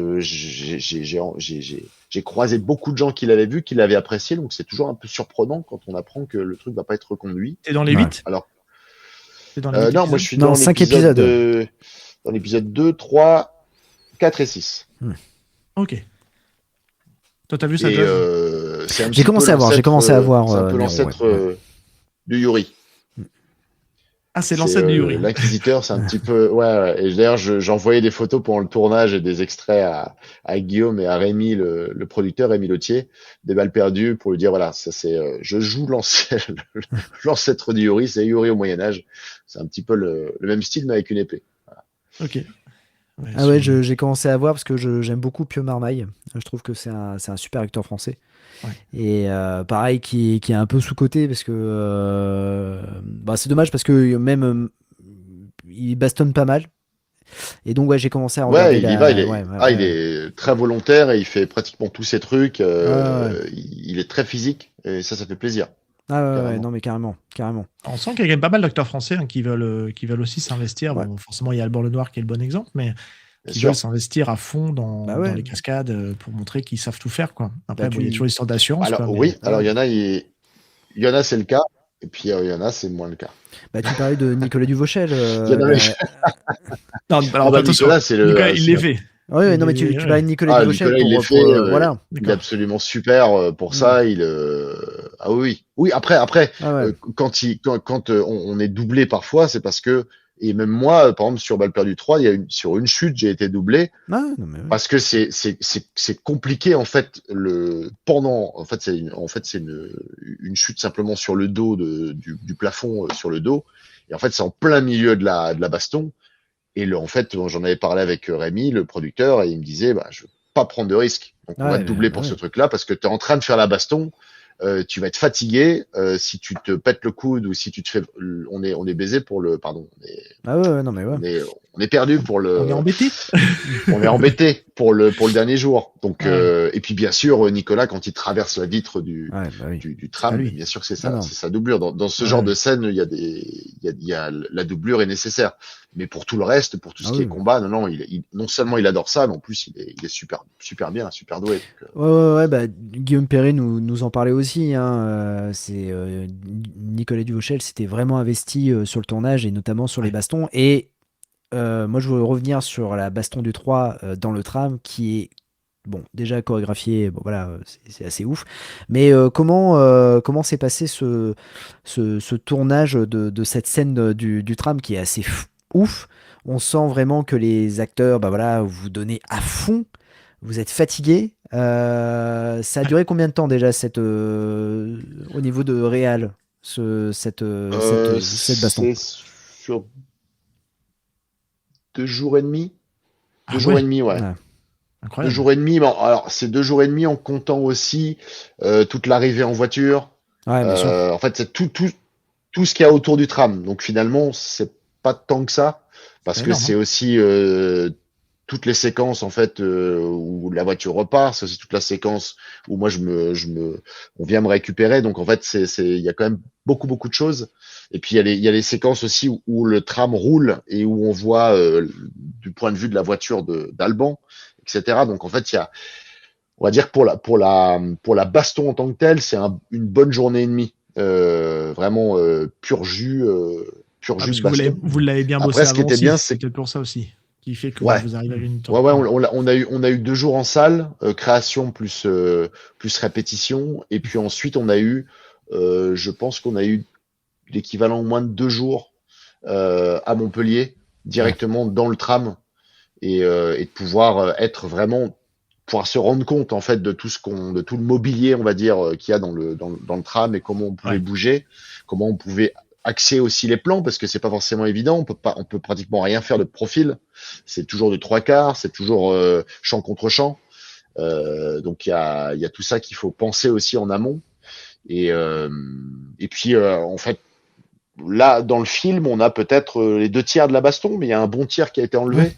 Parce Ah que oui, d'accord. c'était- Ok. Oui, ça, c'est ce qu'on nous faisait a un dit. petit Ouais. peu long. Ça, il nous en avait parlé, Manu. Ah oui, ça avait ouais. coupé, Ouais, après c'est toujours frustrant, mais en même temps, oui, dans l'ensemble du film, forcément c'est plus fluide et ça passe mieux comme ça. Mais Ça avait effectivement, déjà il y a été le toute cas pour la scène du garage du 2 qui avait été aussi un peu amputée Ouais, parce qu'au niveau du rythme, bon après c'est toujours le regard du réalisateur qui a le final cut hein, forcément et ça s'entend. oui, c'est ça, oui.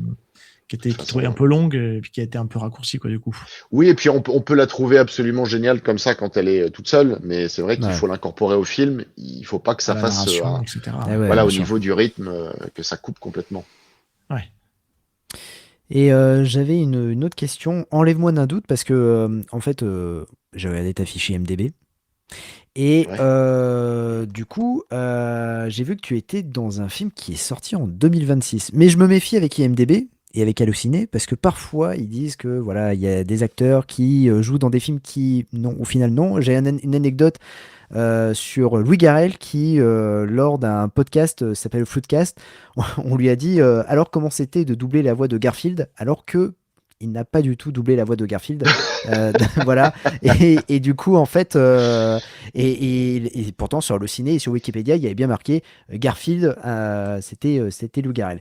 Est-ce que tu joues dans Ok. L'Infiltré qui sort en 2026 avec deux Ahmed Silla? Oui. Ah, Oui, en fait, voilà. j'ai. Alors, Voilà. Je voulais le mettre c'est dans pas- ta présentation, mais je me suis dit, je ne trouve J'ai la pas envie d'en formation parler. nulle part. Voilà, je ne trouve la formation nulle Celui-là ou part. Ahmed Je ne vais Silla pas se rentrer. déguise en Si, non, Tout à fait, ouais. si. Ah oui d'accord. Si, non, en fait, pour le coup, là, c'est un petit rôle, Oui. rôle action, un petit rôle cascade. Donc, Ok, je l'ai d'accord, fait ouais. avec Manu et Ah ok. je n'ai pas vu le film, mais, Ouais, c'est une ouais. petite scène de jeu avec Ahmed et il y a une ou deux patates qui sont données, donc il y a un petit peu d'action, mais Ok, d'accord. Voilà. je sais pas à quel point elle est, donc c'est une scène, une séquence, je sais pas du tout à quel point elle est Ah grande, ok. cutée ou pas. Mais ça a été l'occasion, en tout cas, de rencontrer Ahmed Silla et de pouvoir tourner une journée avec lui. Et c'était très cool. Ouais, nickel, ouais. Il est très drôle. Et après, je sais pas du tout ce que vaut le film. Mais... J'ai un peu peur, honnêtement, mais on va pas s'étendre. Oui, on va s'étendre dessus. Mais c'est un sujet un peu touchy. Voilà, bon, bref. Et alors, on a vu pareil aussi que tu avais fait un. On va y arriver au point plus belle la vie. Forcément. On n'y Mais échappera avant pas. ça, À part s'il y a une déconnexion inopportune. oui, c'est ça. Non, il n'y aura pas. Et tu reviendras et on te proposera la question quand même. Non, On te traquera. On te traquera, on te retrouvera et tu nous parleras de plus belle la vie. Non, blague à part, j'ai vu aussi que tu avais fait des trucs. C'est marqué en mention dans ta fiche d'artiste sur le site qui répertorie tout ce que tu fais. Qu'il y avait un passage théâtre et où tu joues Captain America pour une pièce de théâtre. Et j'ai vu que c'était Disneyland Paris. Est-ce que ça veut dire que tu as fait un spectacle à Disneyland Paris Oui. C'est ça en fait, si je comprends bien ce que j'ai vu. Ouais, c'était le tout premier show Marvel en 2018. C'est la première saison des Super Heroes United. Et donc, c'était le gros show à l'américaine, un truc à $1 million. Et c'était le premier show mondial Marvel par Disney. Et donc, du coup, j'étais Captain America pendant 6 mois sur scène.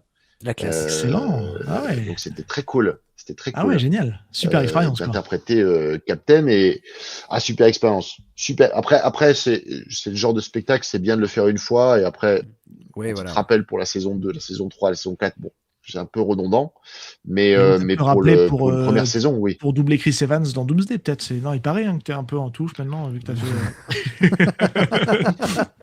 Allez, vous avez la même morphologie. En plus, oui, c'était un petit peu ça. C'était un petit peu d'être dans le. Puis alors surtout, oui, je me rappelle du casting qui était. Alors évidemment, il y avait tout le casting physique qui a duré des jours et des jours, etc. Mais ensuite, il y a la dernière étape. C'était dans une salle, t'es observé par 6 ou 7 personnes qui prennent des notes en fonction des pauses que tu vas prendre, qui envoient tout ça aux États-Unis. Et était validé ou pas par Marvel par rapport à la couleur de tes yeux, par rapport à la forme de ton visage, par rapport aux expressions que tu vas pouvoir donner, etc. Classe. Ah ouais, classe. Donc ouais, et puis après quand tu reçois le costume, pareil, c'est un costume validé par Marvel, c'est le costume officiel de Captain, etc. Donc oui, c'était.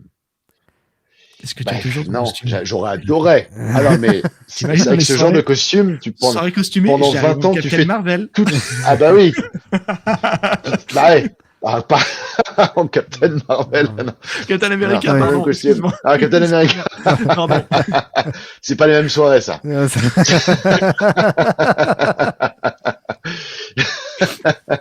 Pardon. Oui, avec ce genre de costume, là, tu fais le buzz. Le costume, c'est le costume cinéma, il est super. Il était superbe. Même s'il avait beaucoup trop chargé de faux muscles au début, on s'est dit, non, mais c'est pas possible. On peut pas bouger avec ça. Faut nous enlever des muscles. Mais oui, c'était super. Avec le bouclier, on avait un lancer de bouclier à la fin du show. À chaque fois, c'était assez fou. On a de super bons souvenirs avec ça. On a été toute une génération de cascadeurs qui maintenant travaillent un peu partout dans le monde, de cascadeurs français. Il y a beaucoup de gens que j'ai rencontrés à cette époque-là que je continue à voir. C'était un gros show. Et t'as vraiment la moitié de la cascade française qui était sur ce show à cette année-là. C'était donc il y a des noms connus de la cascade et Hugo était régleur d'ailleurs. Hugo était le régleur de ce spectacle. Ça. Bah oui. Oui, c'est comme ça moi que j'ai rencontré vraiment Hugo et qu'on a bossé pour la première fois ensemble. Génial. Il m'a même pas parlé de ça. J'ai pas posé la question en même temps, mais ça apparaissait pas dans sa fiche. Donc tu vois. Il a fait tellement de trucs. De trucs. Ah ouais, il a fait beaucoup de choses. Bon, maintenant on va réaliser une cascade professionnelle de podcasteurs. C'est-à-dire la transition risquée de dire le point. Et là, Jazz en post-prod. Ouais. Je laisse mettre la musique qui va bien. Oui, bien sûr, le générique.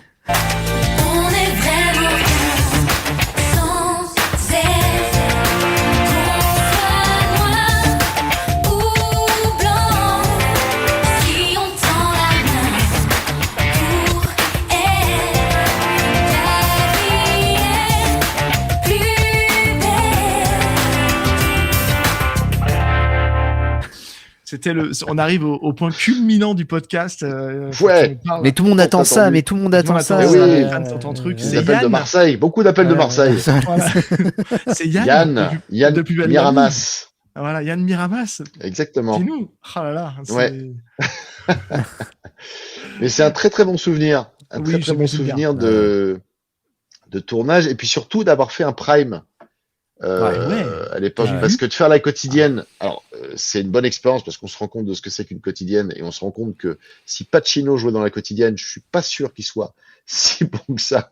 Non, il serait forcément bon, mais en fait pour une quotidienne, faut savoir qu'à chaque fois, t'as tes séquences selon les épisodes qui sont des fois séparées de semaine en semaine. Quand tu viens, c'est jamais les mêmes équipes, c'est plus les mêmes réals parce que de semaine en semaine les réals changent.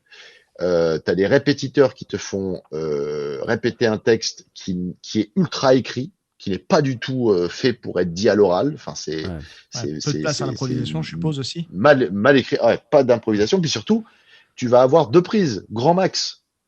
Donc en fait, et t'as pas de direction vraiment de personnage. Tu vois, t'as des directions en grande ligne.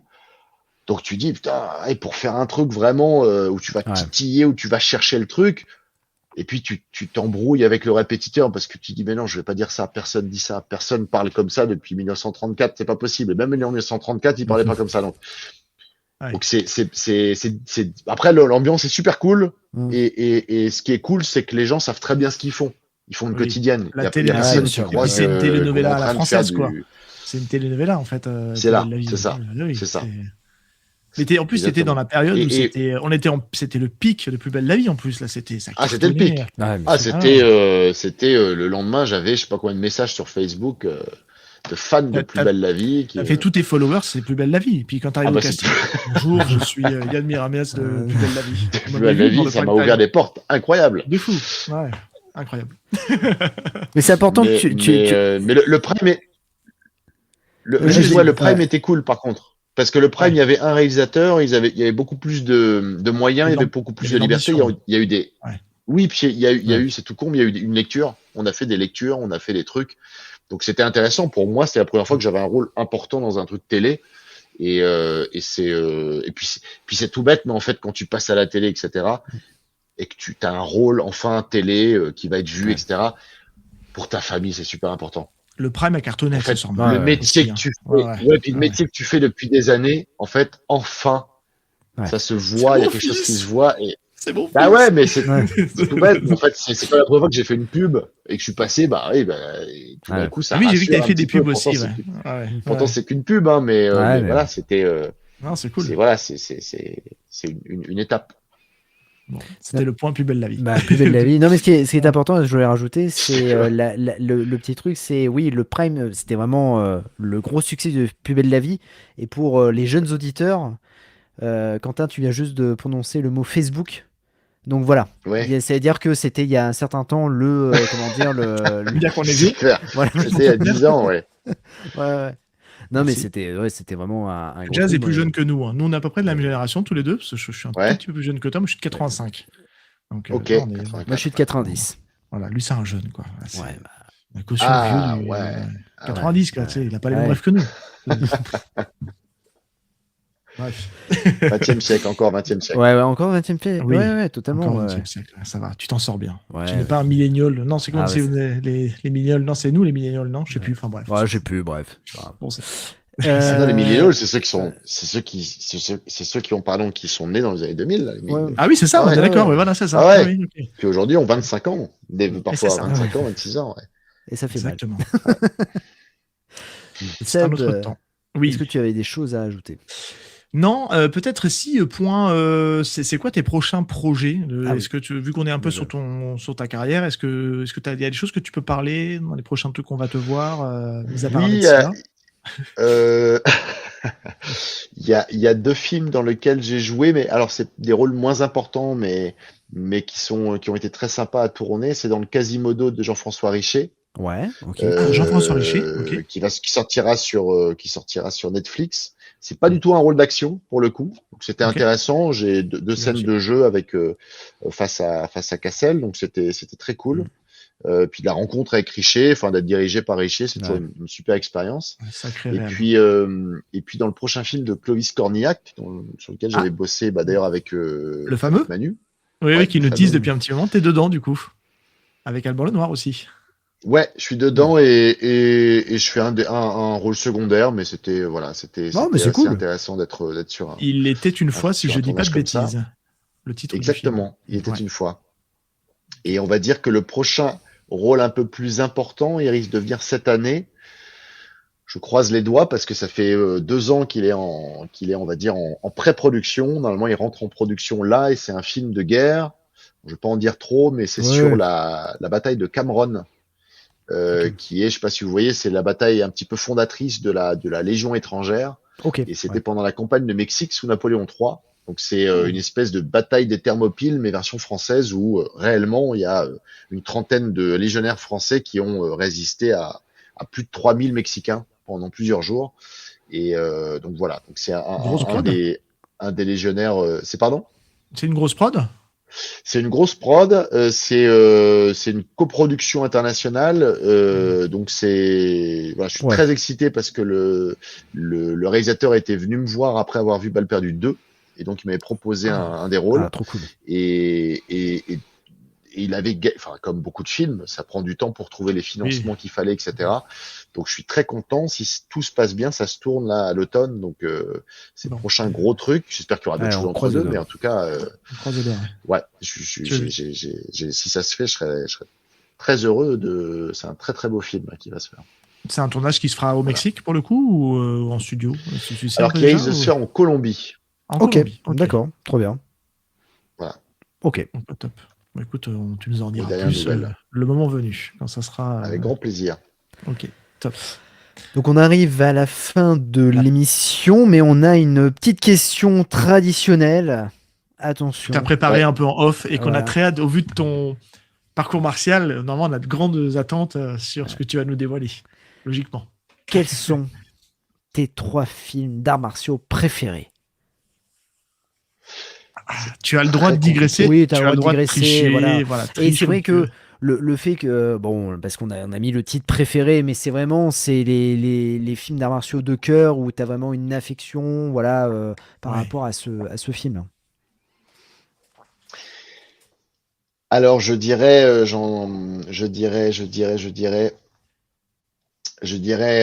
c'est difficile parce que je suis un très très grand fan de Jackie Chan. Il y a plusieurs Jackie que je trouve incroyables, mais je vais en citer un seulement, du coup, c'est la règle. Drunken Master 2. Ouais, mais la base, c'est beaucoup. Hugo l'a cité aussi. Et c'est co-réalisé par mon Sigong, donc le Sifu de mon Sifu, Lo Kar Leung. Et il y a mon prof qui joue dedans aussi, mon Sifu, qui joue dans Drunken Master 2. Donc pour moi, c'est un des chefs-d'œuvre du cinéma hongkongais de l'époque. Ouais. Vu qu'on est sur Lucha Liang, est-ce que tu peux nous name dropper peut-être d'autres films de Lucha Liang, parce que je pense que tu as dû certainement regarder avec curiosité sa filmographie aussi, ou en tant que chorégraphe. Bien sûr. Tu peux citer d'autres, si tu veux en citer d'autres, c'est intéressant. Le plus connu, c'est la 36e chambre de Shaolin, et la trilogie, la 36e chambre de Shaolin, avec le retour dans la 36e chambre de Shaolin, etc. Il y a les 24 armes de Shaolin aussi. Il a fait énormément de films qui sont incroyables, mais s'il y en a à retenir, c'est Drunken Master 2 et la 30e chambre de Shaolin. C'est vraiment fondateur pour le cinéma de Hong Kong, pour le cinéma de Hong Kong, pour le cinéma de Kung Fu et pour le Hong Donc je dirais Drunken Master 2. Une petite question très rapide. Ton Sifu, on peut le voir à quel moment dans le Drunken Master? Ici, il est en scène du restaurant. Est-ce que tu sais où est-ce qu'il est dans le film ou... Alors, oui, il apparaît assez souvent. C'est un des hommes de main qu'on peut voir dans les séquences où ils arrivent dans la fonderie à la fin. On le voit beaucoup, mais on était censé le voir beaucoup plus puisqu'il était censé faire partie du combat de fin avec Jackie. Et le truc, c'est qu'au milieu du tournage, Lo Kar Leung s'est embrouillé avec Jackie, est parti. Jackie a dit à mon Sifu, est-ce que tu veux rester? Est-ce que Marc, tu veux rester? Et forcément, il est resté fidèle à Lo Kar Leung, donc il s'est barré avec. Donc on n'a pas ce combat de fin. Je sais que quelque part, il existe des footage, des prévises de ce combat. C'est un grand mystère, une grande légende, mais je sais que quelque part, il y a plein d'images. Je ne les ai pas vues. Et je paierais cher pour les voir, mais je sais que j'ai un pote est fan de cinéma de Hong Kong, qui est un grand spécialiste. Peut-être que vous connaissez, je sais pas, Arnaud Lanuc. Ah oui, qui bah vient- oui. Alors, on le connaît de réputation. on connaît de réputation parce qu'il fait les C'est bonus, notamment Ah. Flic de Mais choc, voilà. c'est quelqu'un qu'on sur le aimerait chaîne du avoir film, aussi dans le ouais. podcast. Ouais, On l'a carrément, pas ouais. contacté encore. Ah, Il bah, il aimerait se l'avoir ferait un aussi. plaisir de. Ok, ah bah n'hésitez pas, c'est un très bon ami à moi Ok. et on s'est rencontrés chez mon Sifu quand je vivais à Hong Kong, c'était en 2008 et il est venu au camp d'entraînement de Sifu, bah, de la famille Lau, Il donc pratique, de lui aussi? mon Sifu. Il a pratiqué il y a très longtemps, mais sans forcément pousser à un haut niveau, mais il a pratiqué il y a très longtemps, mais surtout il est fan absolu et C'est spécialiste un absolu. grand spécialiste du cinéma, Ah oui, oui. Il est Incroyable. complètement. Et moi, à chaque fois, j'achète ces bouquins que je me fais dédicacer et que je dévore et qui sont incroyables. Mais voilà, donc bah, en tout cas, Ok. il se Le fera monde est plaisir petit, à- c'est fou quand même. C'est Ah oui. ouais, c'est excellent. Ok. Et du coup, voilà, c'est le premier film. Le deuxième film, je dirais Tigre et Dragon. Ah, ça me fait plaisir. Parce qu'il n'a pas été cité, celui-là, je crois, de mémoire. Est-ce qu'il a été cité Ouais, une mais fois enfin, déjà Une Non, fois il ou a pas deux été cité. Pas mal que ça. Non, je pense pas. Ah, grand J'ai pas film. l'impression. Ouais, et puis c'est un tel hommage au film chinois, c'est d'une très grande précision. C'est Wen Wuping qui est.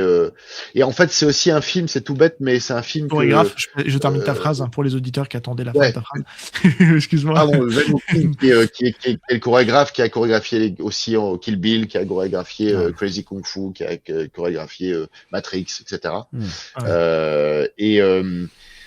Et parce que toute la poésie qu'il y a dedans et parce c'est que le sublime. film est beau, la musique est absolument magnifique et parce que c'est un film qui peut que ma mère par exemple adore aussi, c'est-à-dire qu'il fait le pont entre différents styles et de spectateurs et je trouve que là-dessus c'est un des rares films de kung-fu à réussir à trouver cet équilibre.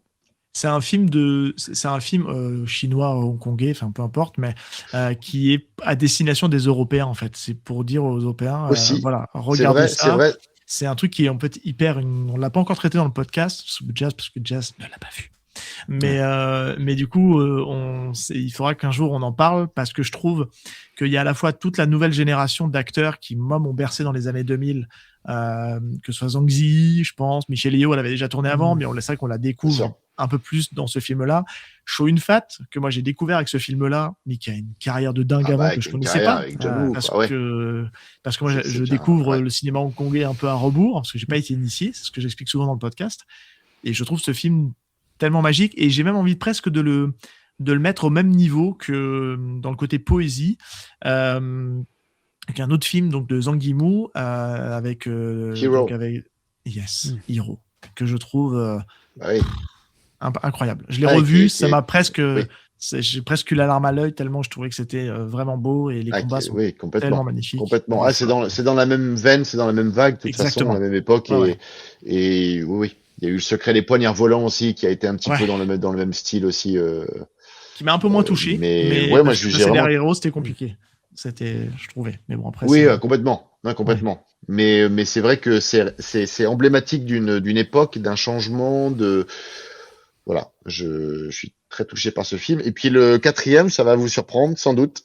Mais je partage ça un petit peu avec Manu. C'est pas à proprement parler un film de kung-fu. C'est pas à proprement parler un film de d'arts martiaux, mais c'est parce que je trouve que le combat de fin est un des meilleurs combats du cinéma pour moi. C'est L'Arme Fatale 4. Ah yes, on en a parlé. Alors, on en a parlé dans la dernière émission qui est pas sortie encore. Qui est pas sortie, mais on en a parlé avec Seb. On a parlé avec Seb. Mais oui. On peut que valider ça. Mais oui. On en a parlé, je sais pas combien de fois avec Manu, qui est d'accord avec moi sur ce que représente le combat à la fin, sur la caractérisation des personnages, sur l'ambiance, sur le fait que la musique s'arrête et qu'on a des bruits de tête qui se frappent. C'est un truc très brutal, très hardcore. Pour moi, c'est un des meilleurs combats qui s'incorporent dans un film comme ça. Voilà. Donc je le mettrais dedans alors que oui, puis Jet Li, évidemment, Jet Li qui est absolument formidable et face à Mel Gibson et toute une époque et Murtaugh et Riggs, enfin voilà, c'est tout ça et bon. Si on doit enlever l'Arme Fatale 4, ton top 3 Jet Li, là, comme ça, là, si tu dois en citer plusieurs pour te laisser un peu l'opportunité d'en citer d'autres. Jet Li Ouais. Il y aurait Fist of Legend. Oui, Jet Li, ouais. je valide. Il est. Et puis, je pense aussi que j'ai quand même un petit coup de cœur pour le baiser mortel du dragon. Ah oui, Oui. bah Le oui. fait que ce soit en oui. France, les bastons, je les trouve vachement bien. La baston de fin, je me rappelle l'avoir vu quand je l'ai vu au cinéma, d'avoir adoré même l'ambiance du truc. Ouais, je pense que autant Romo doit mourir, je l'ai oublié tout de suite. Ah, Mais, merci de le dire. Merci. Tu vois, Seb? Voilà. Je déteste pas. Oui, parce que c'était à une époque où les Américains faisaient venir Jet Li Ouais. ou Tony Yen, etc. Et en fait, ne savaient pas encore comment bien faire. En fait, ils étaient à cheval entre deux, donc ils rajoutaient des fils partout et des câbles et des trucs. Et je dis ouais, mais non, mais ça va pas avec l'ambiance urbaine du truc. Ouais, le gros problème de ces films-là, en fait, c'est que même s'il y avait Corey Yuen qui était toujours derrière avec Jet Li Oui. qui l'accompagnait dans ces Ouais, trucs, bien sûr. les combats étaient cool, mais par contre, c'est tout le post-prod, quoi. Le cut, le montage était catastrophique. Ah oui, ça pas- dénigrait le ouais. truc. Enfin, c'était pas bien. Mais oui, je suis d'accord avec toi. Ouais. Artoski a fait beaucoup de mal à la carrière de Jet Li, on est d'accord. Mais il y a quelques films que je sauve quand même parce que c'est ma jeunesse. Voilà. c'est voilà. Bon, bref. Oui, bien sûr. Non, mais après l'ambiance, tout ça, tout ce que ça peut, même The One, c'est pas mal. Par exemple, il y a pas mal de techniques de bagua, de xingyi, donc il a mis un peu Ouais, de bien sûr. Toi, t'as dû un t'éclater peu en regardant traditionnel le combat dedans. de fin. Ouais. Parce que le combat de Oui, fin oui, est carrément. hyper technique. Carrément. Pour les profanes Ouais. que nous sommes. Ah oui, ça intéressant. ça manque beaucoup aujourd'hui. C'est rare maintenant d'avoir des films de kung-fu où vraiment il y a peut-être le dernier en date, peut-être The Grandmaster, tu vois, où tu reconnais vraiment des styles particuliers, où Ouais, bien sûr. on a vraiment des techniciens de kung-fu. Il y en a plus forcément tant que ça en fait, même à Hong Kong. Alors, on a beaucoup d'attentes avec Jazz sur le prochain Yuen Whooping qui sort, qui est avec Jet Li, qui revient. C'est son premier rôle après plus de 5 ans sans tournée. Il y a pas mal d'acteurs. Il y a Wu Jin dedans, qu'on a vu dans SPL. Enfin, il y a une palanquée d'acteurs. Et c'est Blades of the Guardian qui arrive cette année. Là, je crois qu'il sort au mois de février ou mars, un truc Très comme hâte ça. de voir. Et assez curieux parce qu'on retourne en fait au côté un peu Wuxia-Pian. Donc forcément, on va retourner sur un peu du kung-fu. Alors, je pense qu'il y aura un petit peu de pouvoir, de surnaturel. Ouais, Il y aura des boules de feu, je pense, à mon avis. Bon, parce Ouais. que ça a l'air un peu mystique, un peu fantastique. Mais quand même, voilà, Yuen Whooping, d'avoir tous ces... Voilà, je suis presque à moitié vendu, en fait. J'aime beaucoup ce que fait Yuen Toujours, Whooping. ouais, on peut. Hmm. Ah, moi, c'est pareil. On peut toujours espérer qu'il garde une certaine authenticité.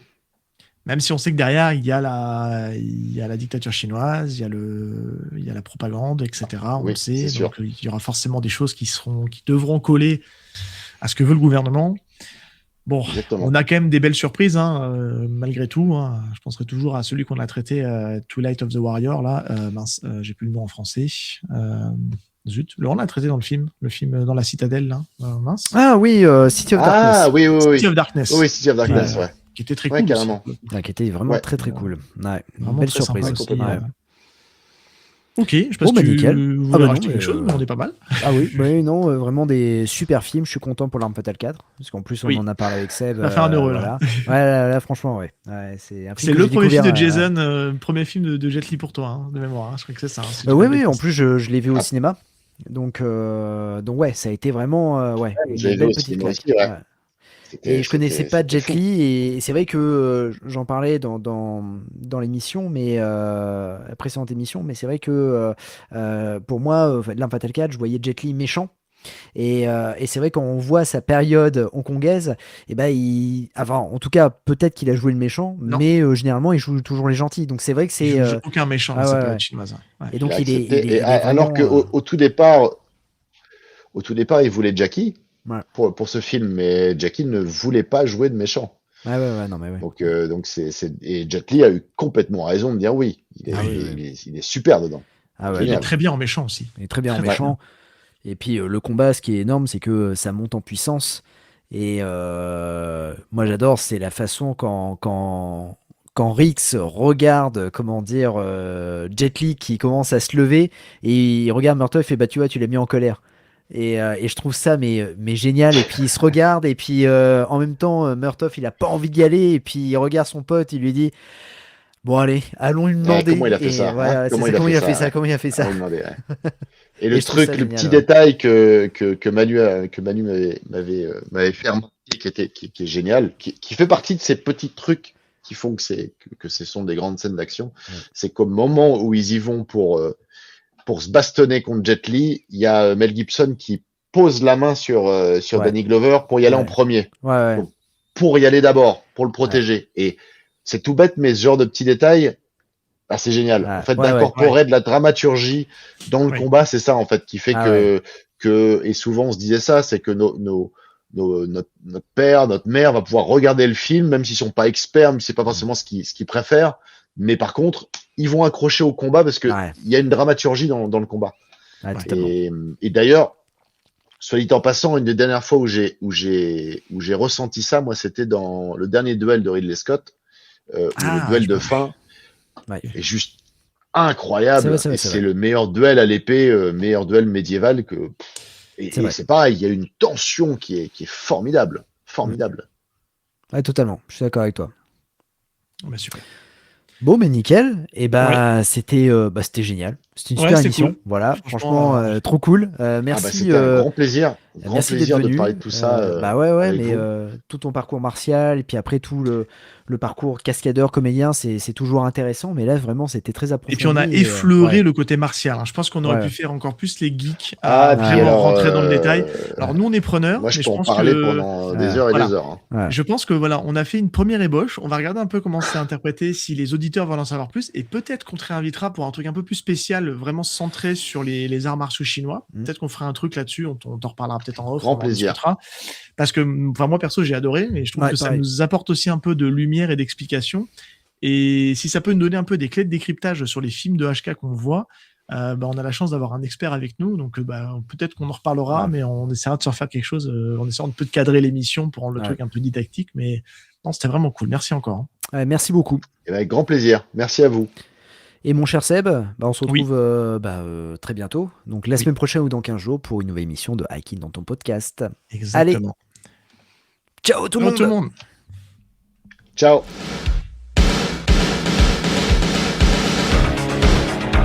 Je connais le kung-fu. Prouve-le-moi.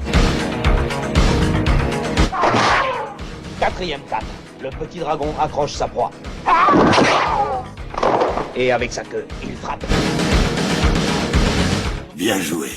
Mais une brique ne rend jamais les coups.